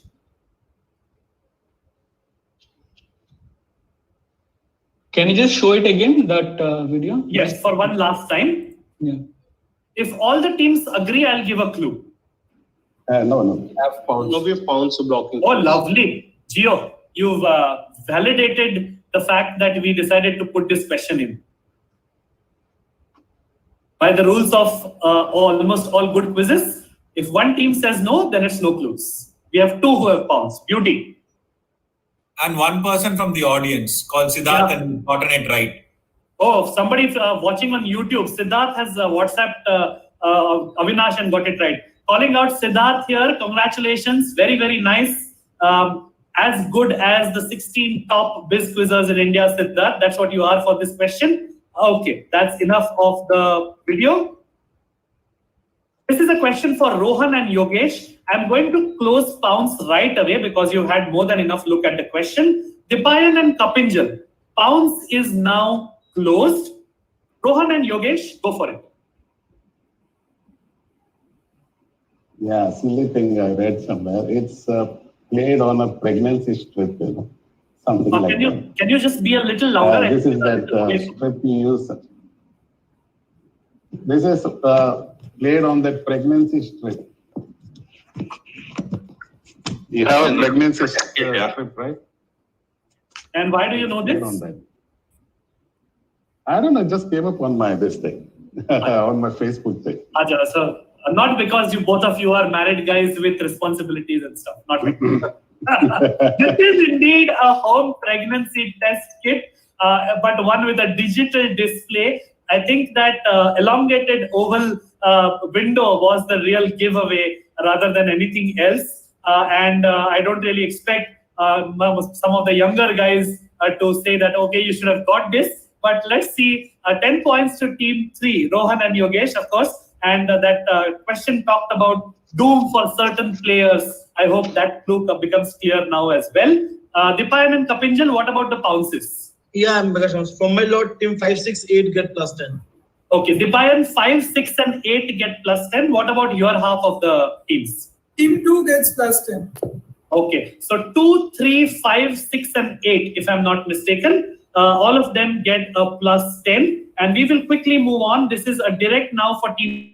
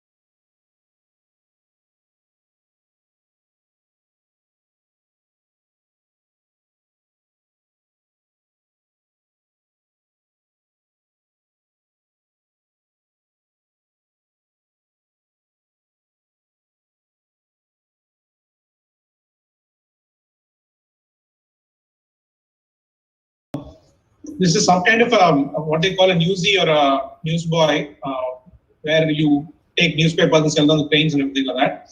And one of them was the guy who was, this guy Edison. Edison was famously worked as this thing, and this accident, the guy slapped him and he became deaf and everything. There's a famous story about that. Okay. And the other part, we don't have a guess. I'll say this is Disney.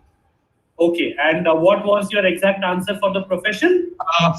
It's something like a newsboy or a newsie. That's what they call it. Newsboy or a newsie. Going across to Ravi and Setu. So the two individual here is, one is Edison, another one is Buffett, Warren Buffett. Warren Buffett, okay. And again, I will exact profession, I will stick to newsboy or news piece, okay, whatever Jake is saying. Going to Kamal and Vaibhashwata. Okay, we say it is newspaper hawker. Okay. And Edison and Walt Disney. Okay, Jai and Siddharth at team 5.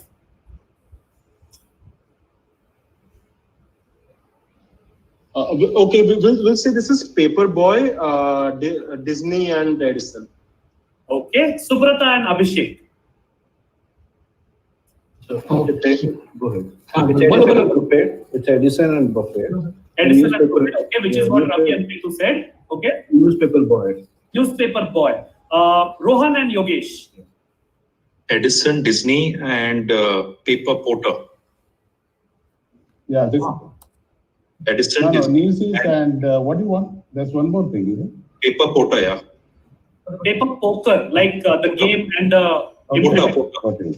P-O-R-T-E-R. Oh, paper porter. Okay. Going to Abhinav and Omkar, the last pass. Hawker and we'll say Disney and Edison. Edison and Disney. Okay. I don't think there were any pounces for this because the profession was a slightly archaic one. We will give 5 points to the first team who said Edison and Disney. This is indeed Edison and Disney. The profession is called a news butcher. News butcher is what they are called. Edison and Walt Disney both were news butchers at one point in time. Both worked in railroads and went on to do much greater things. Next question will be to Ravi and Setu at team 7. Open on the pounds for everybody. This item that you see on screen is used to measure the clarity and color of something. This is a clue. Their size allowed them to be carried in pockets, and they used to be made by silversmiths with the owner's name engraved at times. The French Revolution decimated the popularity of this particular thing, and the invention of modern lighting made the object almost defunct. What is this item in question called? I need a very specific answer. And who uses it? This is for team 7, Ravi and Setu. Open on the pounds for everybody else.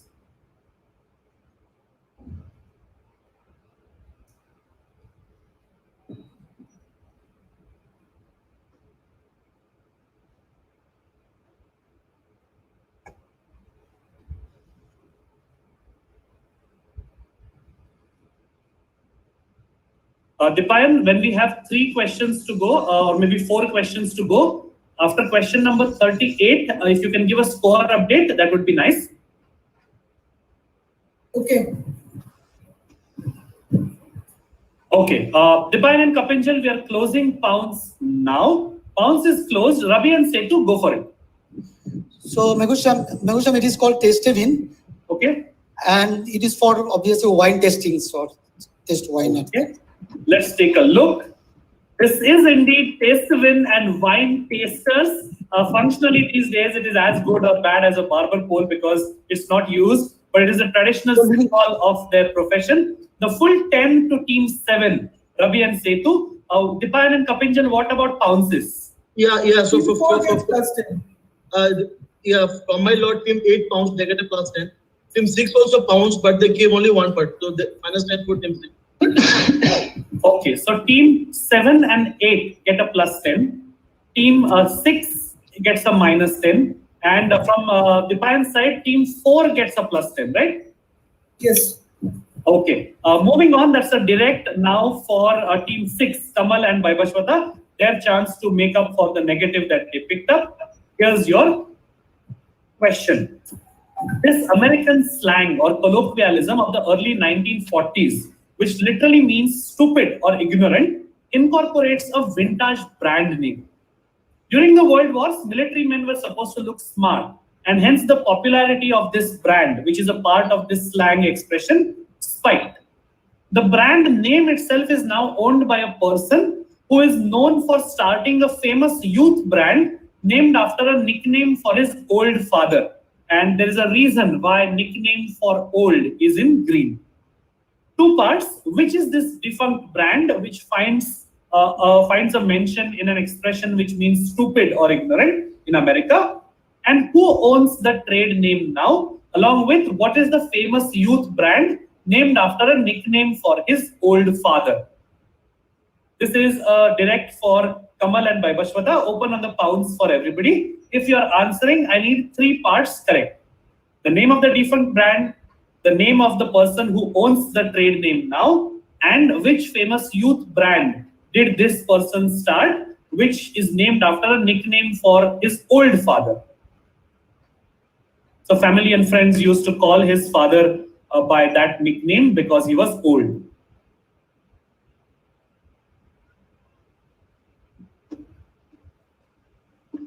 I'm closing pounds now. Dipayan and Kapinjal, pounds is now closed. Team 6, go for it.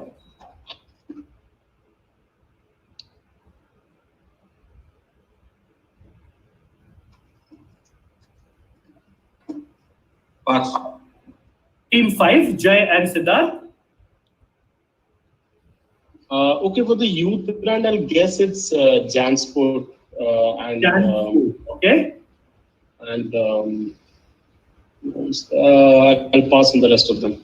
Okay, going through Subrata and Abhishek. Okay, so the brand is Fossil. He named it after his father, right? It's Tom Curtis. I don't know which one there is American colloquialism. You wanted 3 parts, right? Yes. So which 2 parts did you answer? You answered the last 2 parts, is it? Yeah, I mean, so which famous youth brand is Fossil? Okay. Right? And the founder was Curtis, right? Okay, I heard you say Tom Curtis, okay. Yeah, and I don't know the colloquialism. Okay, and you're not guessing as well. Going to Rohan and Yogesh. Fossil and Curtis owned by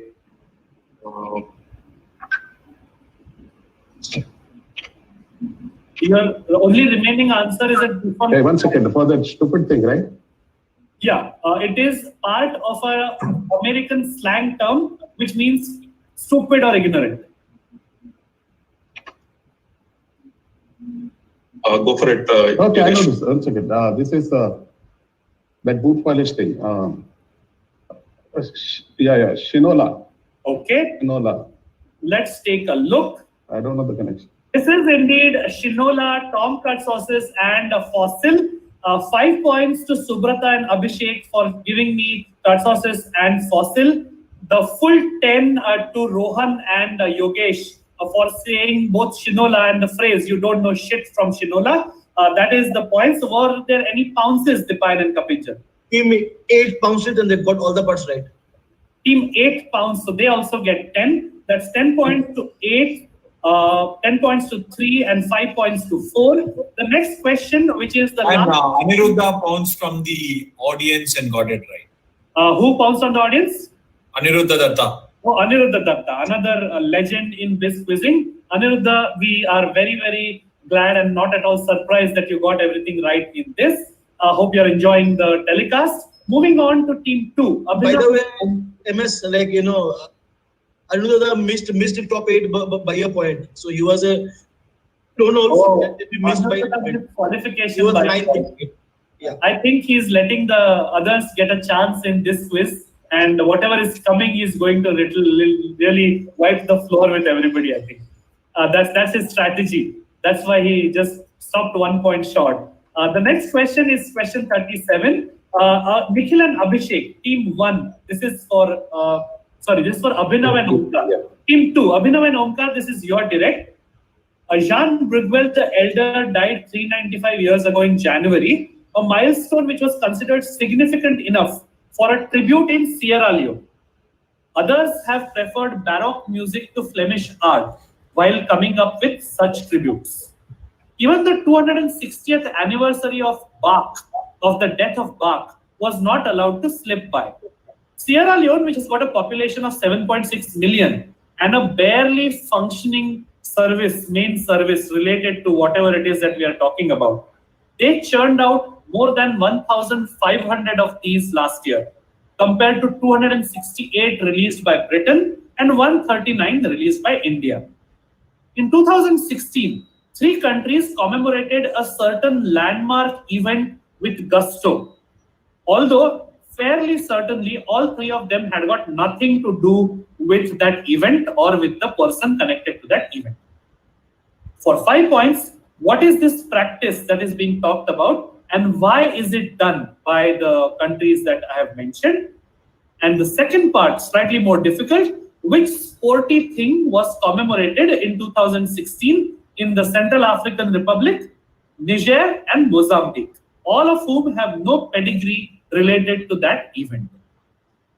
This is a question for team 2. Open on the pounds if you get all 3 things correct for everybody else.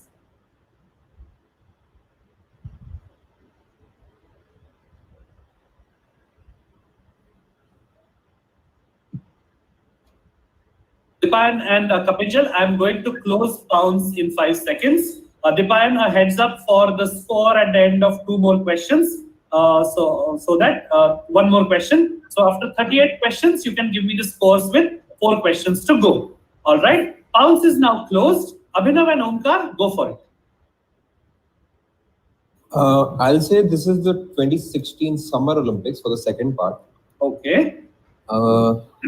And no clue for this first part. Passing on that. All right. Nikhil and Abhishek, over to you. So our guess is the Olympics, like the previous team said. The practice is probably to play the national anthem of the winner of a particular event. Okay. And which was done 1,500 times last year in Sierra Leone. Okay.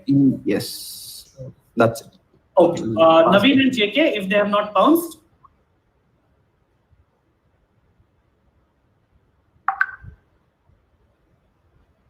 Team 8, Naveen and JK. Hey, we did pounce, sorry. You pounced. You have pounced. Okay. Ravi and Setu at team 7. Even they have pounced. Yeah, I have pounced. Setu Lovely. What about Kamal and Vaibhashwata, team 6? They pounced. Even they have pounced. Jai and Siddharth. So I think the practice is stamps. So they release a lot of stamps to like raise money and stuff, and they have a barely functioning postal service. Okay. The sporty thing I would say is them commemorating the 2010 South African Football World Cup. Okay, and why is this done? Just to complete the set, if indeed it is releasing stamps, why do these countries do it? Because like they're trying to make them collector's items or to make money out of it. Lovely. Okay. Moving on to Subrata and Abhishek. Yeah, we are saying also stamps, right? They basically come up with stamps related to various other things which they have no relationship to. Primarily because those stamps then become collector's items, are bought by others, it generates revenue for them. Which is what Jai and Siddhartha said as well. And the sporty thing is basically they came up with the I think it was centenary of Len Hutton in 2016. And they came up with a stamp for celebrating his birthday. And although they had nothing to do with cricket, but it made them. Okay, I'm going to stop here now and give out points. This is, of course, issuing stamps and to earn foreign exchange via collectors. So that's 5 points to Jai and Siddharth. The full 10 to Subrata and Abhishek because they got the more difficult Len Hutton 100th anniversary as well. So 5 points to team 5, 10 points to team 4. And Dipayan and Kapinjal, I think you had some bounces as well. Yeah, so team 5 and team 6 and team 8 get +10. Okay. And team 7 gets a -10. Okay. and 8 gets a plus 10. Team 7 gets a minus 10. Did you have any bounces, Dipayan? No bounces. Okay. So we will move on. The next question is for Rohan and Yogesh. Are you saying something, Dipayan? No. Okay. So we will have scores at the end of this question and then we will finish with the last 4. Rohan and Yogesh, this is your question. In the time of ancient Rome, whenever a general, statesman or any Roman did something glorious and worthy of acclaim, a statue of that person used to be erected in a public place, like a square, public buildings, intersections, etc. However, the times in those times being what they were, quite often such achievers could fall out of favor with the rulers as well, either by means of corruption, by revolting, or adultery, or any act which was not perceived too kindly by the people in power.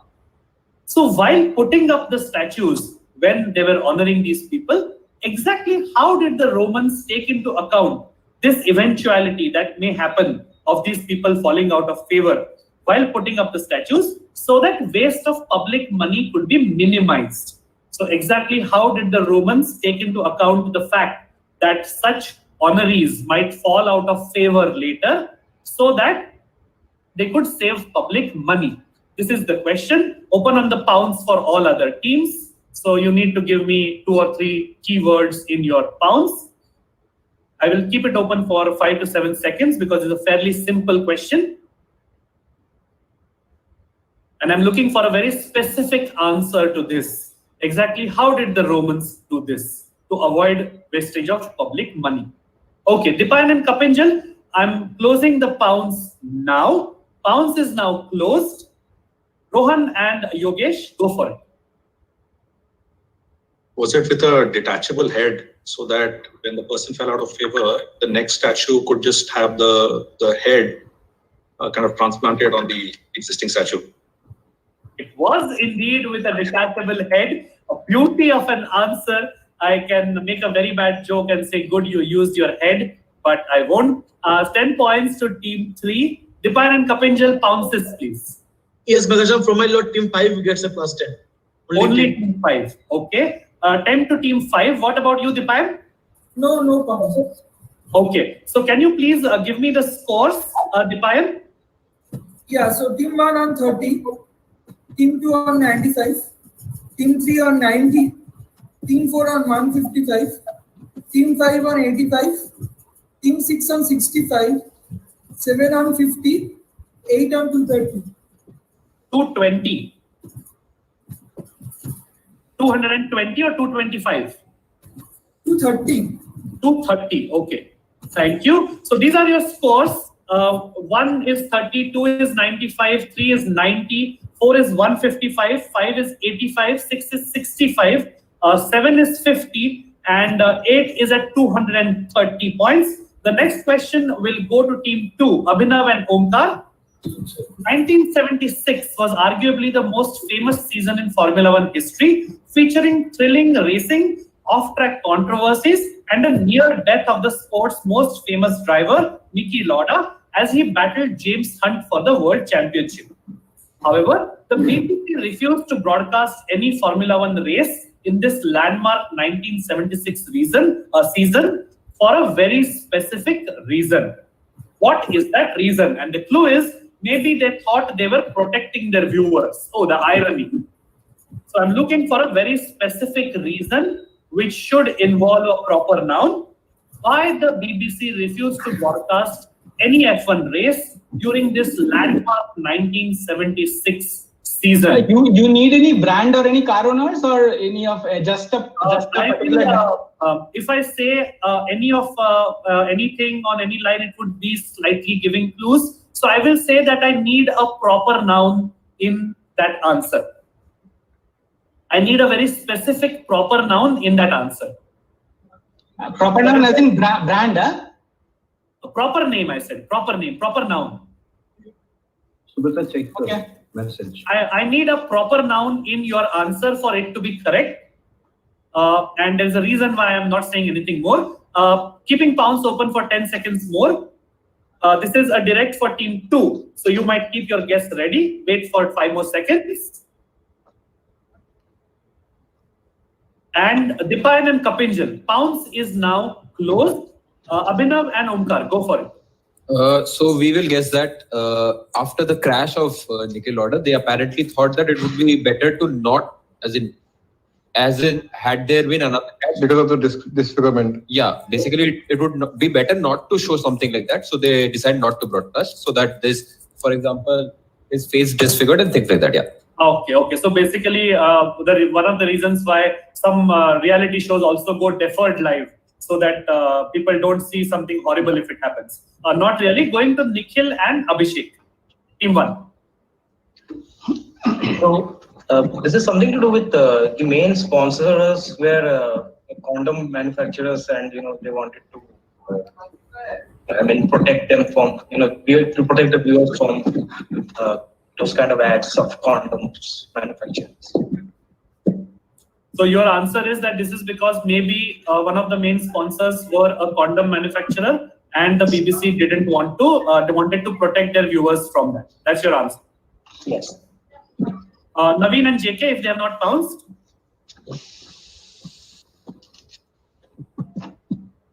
Okay, we have bounced as well. Ravi and Setu. So basically, Durex was the sponsor of one of the cars teams. So BBC being a family-friendly channel, they do not want to. And if that answer is correct, it would be really double ironical considering the name of one of those racers, isn't it? That you see on screen. Yeah. Anyways, that is indeed the answer. Team 1, I was really looking for you to focus on the fact that I wanted a proper noun. You said everything but Durex. 10 points to Team 7. This is because the Surtees team, the John Surtees team, was sponsored by Durex, and BBC did not want to show a condom manufacturer's brand on what they thought was a family-friendly channel. So 10 points to Ravi. Dipayan and Kapinjal, what about the pounces? 5, 6, 8 get plus 10 each. 5, 6, 7, and 8, as it turns out. What about you, Dipayan? No bounces. No bounces. So I pounced. Sorry, team 4 has bounced. Okay. So for the purpose of this question, teams 4, 5, 6, 7, and 8 all get a 10-pointer. The next question is to Kamal and Vaibhashwata at team 6. This is the last 3 questions of the quiz. What you see on screen are 2 photos of the same kind of thing. A footlight is a theatrical lighting device arranged to illuminate a stage from the front edge of the stage floor in front of the curtain. Stage lighting is thus the craft of lighting and is applies to the production of theatre, dance, opera, and other performance arts. I just want the last name of the person who is said to have invented these, what we know now as the modern footlights or the stage lights, which resulted in Broadway and other shows becoming wildly popular in the latter part of the 19th century, because obviously they look much more glamorous. And I think it is very fitting that what this person did along with Edison made stage shows more glamorous, because glamour is something that is very fitting when it comes to this person, in my personal opinion. I just want the last name of the person who is responsible for this revolution in modern stage lighting, in foot lighting. This is a direct for Kamal and Vaibhashwata. If all the teams agree, I'll give a clue. Please. Yes. Okay, I don't hear a no from anybody. So the clue I will give is that getting this answer should ideally be as easy as having a morning meal. Morning meal, you said. Nice. Getting this, okay. I hear my fellow quizmaster saying nice. So thank you. That's all the clue I will give. And now the pounce is open for 10 seconds. The clue that I gave was getting this answer, getting the last name of this person should be as easy for you guys as having a morning meal. Okay, Dipayan and Kapinjal, I'm closing pounce now. 5, 4, 3, 2, 1. Pounce is now closed. Kamal and Vaibhashwata, go for it.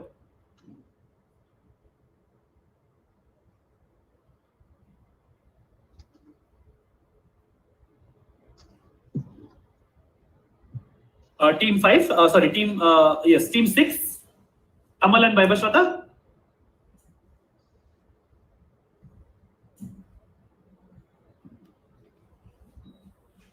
Okay, I need an answer, guys. Kamal bhai, are you there? Vaibhashwata, are you there?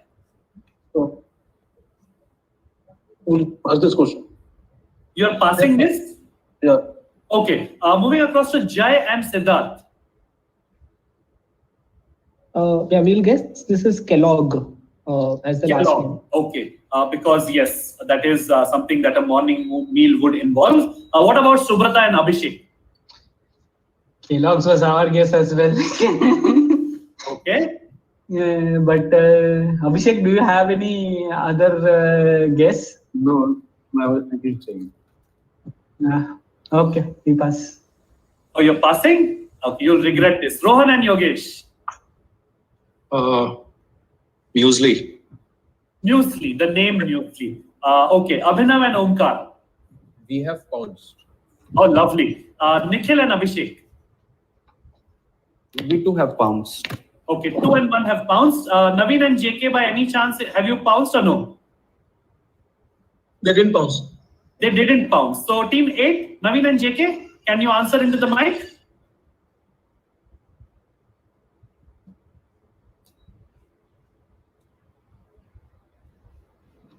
Hey, Naveen, I'll say a guess. Naveen says swan. Doesn't fit, but yeah. What does he say? Swan. It's like a rich man like Naveen has swans for breakfast. Swan. Acha, okay. Okay, swan, like the Hansa, Paramahansa, Hansa. Swan. Okay. Rabi and Setu. Postum from the morning meal. Postum, post. Okay, tosta from toast. Postum. Postum, no, not postum. Okay. Posta. Okay. It was a question for Kamal and Vaibhashwata. I had passed everybody. I think Abhinav and Omkar and Nikhil and Abhishek are the only teams who have pounced. Do you want to tell me what you've pounced, Omkar? Omida has. Okay, before that, I'll just say that one person in the audience has also pounced and got it right. Siddharth, congratulations. Well done. Fantastic answer. Okay, Omkar, do you want to tell me quickly what you answered? Yeah, Omida has left the chat. I said Tiffany. It is indeed Tiffany because a morning meal is breakfast. And when you say breakfast and glamour, one of the things that comes to mind is that iconic breakfast at Tiffany's. Tiffany is the answer I was looking for. Dipayan, nothing on the bounce. On the pounce, what are the scores? Team 2 gets a +10 and team 1 gets a negative. Negative. Okay, so a +10 for team 2 and a -10 for team 1. The second last question of this quiz will go back to Kamal and Vaibhashwata because nobody got it on the bounce. 3 parts to this question. This company pioneered the use of computers in their outlets. Their waitresses became famous in certain circles because they could move swiftly from one table to another, which earned them a nickname. It now finds a mention in the Oxford English Dictionary. Margaret Thatcher worked as a chemist for them prior to becoming a barrister, then an MP, and then the British Prime Minister. In fact, I believe Margaret Thatcher came up with a method for adding more air to ice cream when she was a chemist, thereby making less substance for more money. A famous food celebrity's parents' family used to run these outlets. So they used to be in charge of running these outlets. What is the nickname that the waitresses at these outlets got because they could move swiftly from one table to another? What is the brand in question? The main franchise name of these outlets. And who is the food celebrity, very famous person, whose parents' family used to run these outlets? This is for Kamal and Vaibhashwata at 6. Open on the pounds for everybody. This is the second last question of the quiz. So while the teams are thinking of whether to pounce or not, a big thank you to Gogo Pogo and Qnami for being our very gracious sponsors. Cash prizes and gift vouchers being contributed by Qnami and Gogo Pogo respectively. A big thank you to everybody watching as well who have stayed with us. I can see from the live stream that people are watching and following with answers as well to Avinash. Thank you to all my fellow quiz masters, Sanish, Nishant, Kapinjal, and Avinash. for making sure that the quiz stayed on track, and we collectively came up with decent questions. And last but certainly not the least, thank you to Dipayan and Nambirajan, respectively, for being the scorers and making the YouTube live stream possible. Having said that, Dipayan and Kapinjal, Pounds is now closed. Kamal Bhai and Vaibhashwata, do you want to give me all or any of the answers? Okay, so the nickname would be Rollerblade Girl. Rollerblade Girls, okay. The chain we are guessing is J. Lawrence. Okay. And the food personality we guess is Nigella Lawson. Okay. Going across to Jai and Siddharth at 5. So we'll say the brand is Waitrose and the food celeb is Jamie Oliver. Okay. And the nickname we will give them as Wait Roses. Wait Roses, because they were girls and they were waitresses. Okay. Subrata and Abhishek. Yeah, so the nickname is Nippy. Because they could go around. Jay Lians and Co. and Nigella Lawson. Okay. And Nippy because he used to nip from one table to another, is it? Yeah. Okay. Let's see the answer. That's the full 10 to Subrata and Abhishek. This is indeed Nippy's Jay Leons and Nigella Lawson. A very good 5-pointer to Kamal Bhai and Vaibhashwata at team 6. I think they got the more difficult part. Jay Leons and Nigella Lawson as well. Nigella Lawson, of course, the sight for sore eyes, whether you are a foodie or not. So that's the score. Was there any pounds, Dipayan and Kapinjal? Yes, Mother. Some team 8 pounds, and for the first team they get a -10. Oh, -10 to team 8. Wow. Chalk that down as an achievement for the quiz. Okay, just kidding. Anything else on your side, Dipayan? Yeah, no pounds.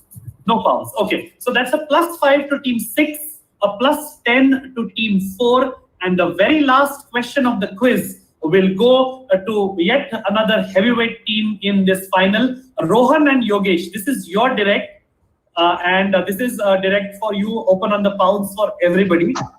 This distinctively detailed vehicle, so please take a look at everything that you see on the car, mind you, only the car. This distinctively detailed vehicle is considered to be one of the most expensive hot rods ever built. It was also made into a miniature version later. 2 parts. What was the name given to this hot rod, which you can actually sort of work out from everything that you see on that vehicle? And which brand brought out the miniature version of this hot rod? 5 points for each correct answer. This is for Rohan and Yogesh. 10 seconds if anybody else wants to pounce.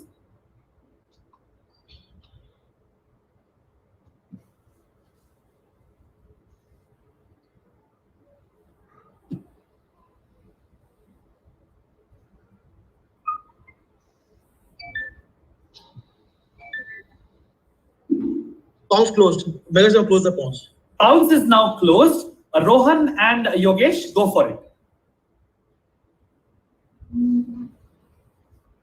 Yeah, this is that Nazi thing. So Red Baron and which company you own? What shall we go? Ferrari. The vehicle I just gave a name. So okay. Yeah, Red Baron and Ferrari. And a miniature he says, no? Can't be Ferrari. Okay. Come on, miniature I already heard Red Baron and Ferrari. Okay, fine. We will Ferrari. go to Abhinav and Omkar. Yeah, then we will say Red Baron and Mattel then. Mattel. Okay. Yeah. Okay. Let us take a look at the answer. This is indeed Hot Wheels by Mattel and the Red Baron. So 5 points to Rohan and Yogesh for saying Red Baron, which my personal view was the more difficult part of the answer. Hot Wheels and Red Baron from Mattel will get Abhinav and Omkar another 10. Dipayan and Kapinjal, were there any correct or incorrect bounces? Yeah, teams 7 and 8 get +10 each. And team 1 gets a +10. Okay, team 7 and 8 get a +10. You're saying team 1 also gets a +10. So Dipayan, if you can quickly total up the scores and we can do the needful if we need to have a tiebreaker or we need to, So if you can tell me from the bottom up, 8 up, as in lowest score upwards. Okay, so team 1 finishes at 30 points. Okay. Next is team 7 at 70 points. Okay. Team 6 has 80 points. Okay. Team 3 and 5 tied at 95 points. 3 and 5 are at 95. Okay, and the top 3, team 2 finishes with 115. Okay. Team 4 175 and team 8 240. Okay, well, how much did team 4 have? 175. 175, and team 8 had 240. Yes. 240. Okay. Great. Give me 1 second. I hope you guys can see my screen. And thank you so very much. So these are our scores at the end of 42 questions in the finals and 35 questions in the elims. This was Kitne Admin Day, and the winners for the first edition of Kitne Admin Day in ascending order of scores. The cash prizes were 1K, 1.5K, and 2K. So that will go to the 1K prize. Will go to the team at table 2. Avinash and Omkar, I think very, very lovely performance, and Omkar making a good comeback to quizzing that I know of. He might be quizzing earlier also before I saw him again today. But yes, no denying his pedigree or that of Abhinav either. 115, and the second runner-up for today, Abhinav Dar and Omkar Amritanshu. Round of applause for you guys. Very well done. You win yourself a cash prize of 1,000 rupees, which will find its way to you. It comes to you by Konami. The second position in what was a hard-fought quiz goes to Subrata Das and his partner to Abhishek as Abhishek. That's 175, a clear 60 points ahead of the second team. They are our first runners-up for today. Congratulations, Subrata and Abhishek.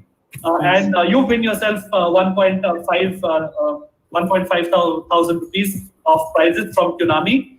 Winning the first edition of Kitne Admin Day with a score of 240 points. I think one of the only surprises in today's run for them was that eventually they picked up a minus, which they have a reputation of not doing in their quizzes. But 240, and the first position and a cash prize of 2,000 goes across to Naveen and JK. All the cash prizes are brought to you by Konami. There are gift vouchers for all the 8 finalists brought to you by GoGoPogo. So congratulations to all the winners, and congratulations to everybody else who made it into the final. From all of us at the No Nonsense Biz admins group, from Sanish, Nishant, Kapinjal, Avinash, and me, Megatron, this is me signing off. Thank you to everybody watching us so patiently till 9:40 on a Saturday night. We promise we'll come back with more quizzes, which will be equally entertaining and build on what went wrong today, if anything. So please do send in your views and feedback to make this quiz better. On behalf of all of us, thank you, good night, and God bless. Thank you. Negoshan, everybody, good quiz. Good questions, guys. Good questions. The feedback can be shared on WhatsApp on this anywhere.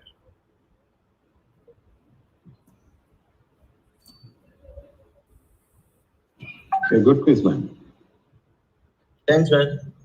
Okay, thanks, guys. Thank you, guys. Thanks a lot. Okay, guys. Chalo, bye-bye.